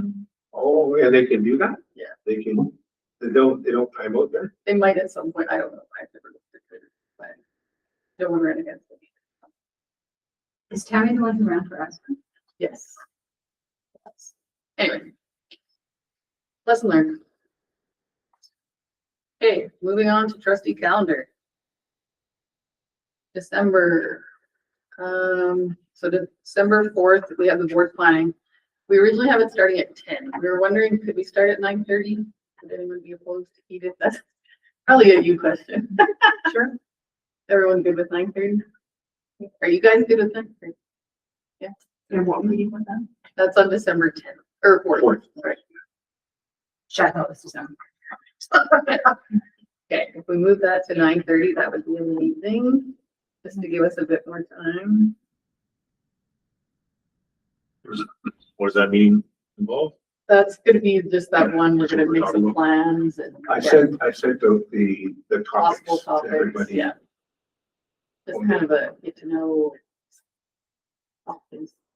I can, now that I have my computer back, because I had it stored in that one, I can actually, tonight or tomorrow, or definitely on the weekend, I'll send out those topics again. Of what we plan on talking about. Okay, and then we have GPS Christmas on the 5th, if everyone wants to go to that, and then all these Christmas concerts. Does everyone know their Christmas concerts or their I have a couple updates. local? If you want them. Sure. The Lloyd Garrison one actually starts at 4, not 3, so delivers. So this Lloyd Garrison, that would be fun. Yeah, they got back to me afterwards and said they made a mistake, so. Okay. So it's at 4, not 3. You can show up at 3, but you'll be really early. The outreach campus has invited, and again, all trustees to attend their annual Christmas dinner, which is Wednesday, December 17th at noon. They have an RSVP, and she sent me a little invitation which I send out. Okay, you're gonna send that. Yeah. And then both Worsley and Cleardale are on the 17th of December. Worsley starting at 2 p.m. With a banquet at noon, and it said the trustee is invited to attend the banquet. I didn't know that.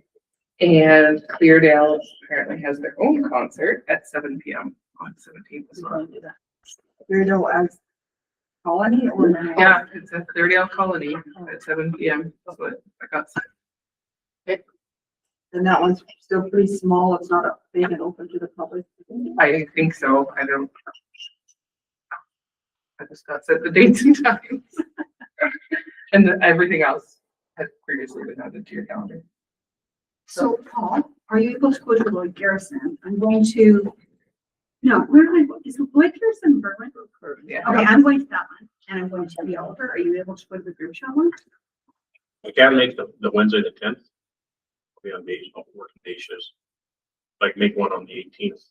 So like, that must be the senior high. Yeah, so the one on the 10th is just, it was added to the calendar, but it's the Grimshaw Public Schools Fundraising Society does an annual Christmas dinner for both schools. So that one's not a huge deal if you can't attend. It's just on there because you're invited to attend if you are available. Do they do a Christmas concert? And then they do a Christmas concert, the elementary kids on the 18th at 6:30 in the evening. And then the high school kids is the ones that came today, where they do their like community event. Again, not like if you can attend, that's great, but they do their community. So are you able to make that call? I can make the fifth. This, This 18th is. I make the 18th and the fifth. You can make the 18th? Yep. Okay. Which date was the Worsley is the 17th. Banquet at noon, Christmas concert starting at 2. Oh, we have the, You just have email. Okay. And Well, I've got Springfield, but, both of them are during the it's the board board meeting. meeting, yeah, Oh, our board meeting is, on the 18th. oh, then maybe I could go because I'll just stay. So, The group going. And I'm sure Marie, I think Marie knew about this. So TNRs is not doing anything? They had not got, they usually do something. I just didn't, they just hadn't got back to me yet. As Oh, soon okay. as I know information, I can send it off to Chris, who can add it to your calendar or whatever the And best way is Peace to High do that. does not. Yeah. Peace High never does. Again, Peace High, I usually find out about late, so I will be a bit naggy with them this year. And see if they'll share their I haven't heard information. from Manning yet, so. Yeah. I'm sure, The Mannings I looked for, yeah, I didn't see anything published either. I'm sure usually do a lunch, don't they? Peace High? Yeah. Yeah, like I know they do something, but I usually find out about it like the day after when they posted photos. So, there's nothing better than that elementary Christmas. Oh, I got Worsley's last year was really good. So. White Law used to do in a million things. Okay, we gotta move on. Okay. Sorry. I was gonna say, Madam Chair, Peace High usually does they cook turkey, Oh, okay. bring, people in and kids feed the children. Not unlike, something like Grimshaw Public, but on a smaller scale. And they Grimshaw Public, both schools, right? Okay. And then on our board meeting on the 18th, we will have lunch with us. Okay. January, we'll just briefly look at it. We have a board meeting on the 15th. Perfect. That's it. Okay. Now we're moving on to items moved from the consent agenda. 2.3.1, Edith. Financial report.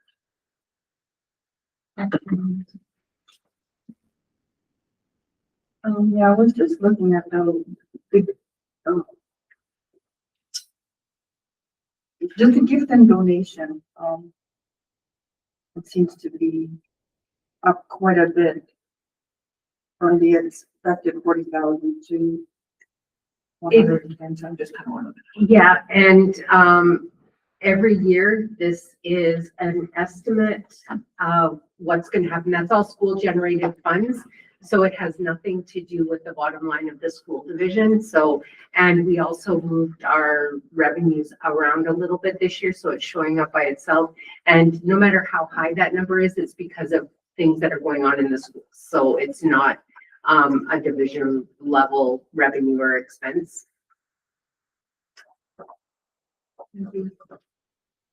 Anyone else have anything on the financial report? Well, Madam Chair, can I just slip in one quick comment? Speaking of gifts and donations, so at our recent admin association meeting, the principal from Meadow Silence Community School shared with the entire gathering that when teachers came back off the strike, they each had an envelope delivered to them, and inside was $430 in cash by an anonymous donor. It was the equivalent of what a parent would have got for each day of Yeah. the. Yeah, it was amazing. Yeah. Yeah. So it's real nice, so, obviously it struck home. So there's the kind, not that you'd expect that, but it's things like that, somebody bringing a truckload of wood up to the corner of your house, if you're burning wood as a fuel. Those kinds of things go a long way in retaining staff because it's just, I'm not saying it has to be money, but little things, right? Invite somebody over for a meal or something like that. Really go a little long. I saw that on Facebook, it was parents doing that, Yeah, not just in that over road. yeah, in other places, yeah. Anyway, I just thought I'd share that. Would you like to move that for information? Sure. All in favor? We are, if Janet raises her hand, we'll be sick. Perfect. Can't believe you volunteered for that. Next is 2.7.3, which is the letter from Dan Williams. On two subjects, really, but I was a little confused by it all. The first part about the extra furniture and equipment, that's what I expected. We tried in Manning, we never got it. But the letter, the last paragraph saying we're gonna hear from Ron Beeb's office in the coming days. Have we heard anything? So should we follow up with Ron Beeb's, as per We haven't heard from him? that? Oh my God. No, I know, but yeah, So Madam Chair, I think it would be appropriate to do a follow-up contact with him and make a letter to him that references the letter from the MLA Williams and just saying, hey, is there any update on this? It's getting late now. This cold weather set in, so it might be a little more challenging to get portable washrooms in, but the challenge still exists in that community, for sure. can I make that motion? Can I motion that, please? Any further discussion? All in favor? We are 6. Okay, thank you. We'll get that out. So I don't have to move that because we made a motion. Right? Yeah. Okay, and then I pulled 2.7.4. Which is very meaty today. Just concerning the driving school. Do you want to give us an update? Yeah, so Madam Chair, thanks for raising that, this point or moving it for conversation. So as you can see in the letter from the minister's office to former Chair Owens, allocated $10,500 for each for 3 years, last year, the current year, and next year. That's funding for the square footage space that we use as instructional space for the driving school.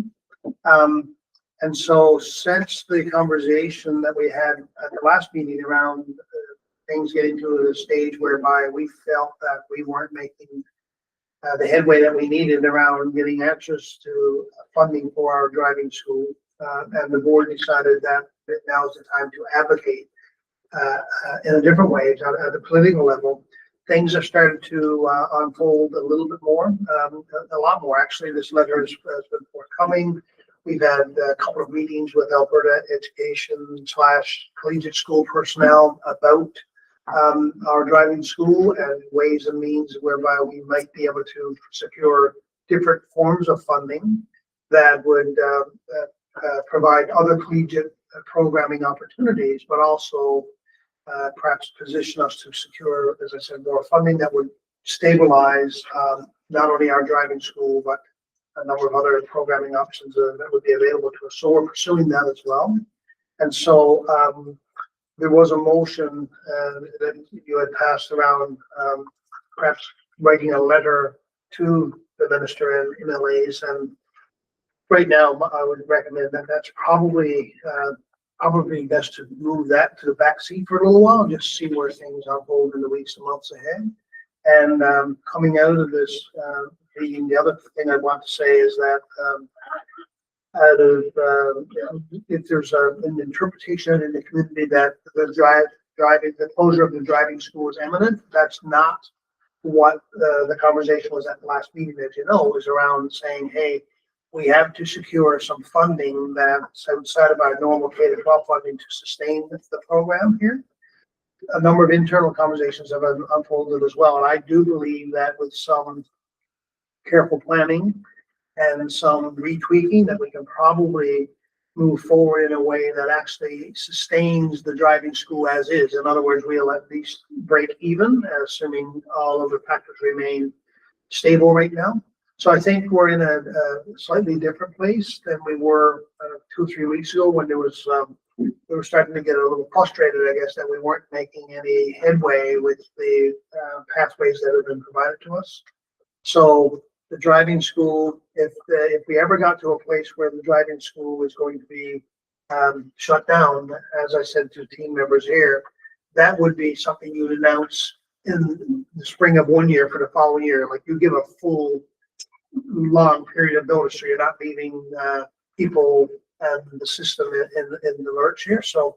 I guess the upshot is that the driving school is still moving ahead, booked out until right now looking into February, March month. So there's still a very significant demand for training and, things are moving forward. Does anyone have any questions on that? Well, I think the point was that we have a motion that's outstanding. So how do we get rid of that? Do we rescind that motion or do we make another? Motion? I think what you can do is, in light of the new information and opportunities that have come up over the last little while that Jeff just shared with you, the motion could be to task administration to moving forward with new options for the collegiate driving school, and instead of the letter to the minister. So it's a positive way of saying that we're going to move in this direction instead of just writing that letter to the minister's office. Love how that's worded. What you said. Are you making that motion? Yes, I will. Yeah, I made that motion. You worded it so well. Thank you. Does anyone have any further questions or comments? All in favor? We are 6. I think that was it. I have a motion to adjourn. David, in favor? We're 6 again. Thank you, everyone. That was a big agenda.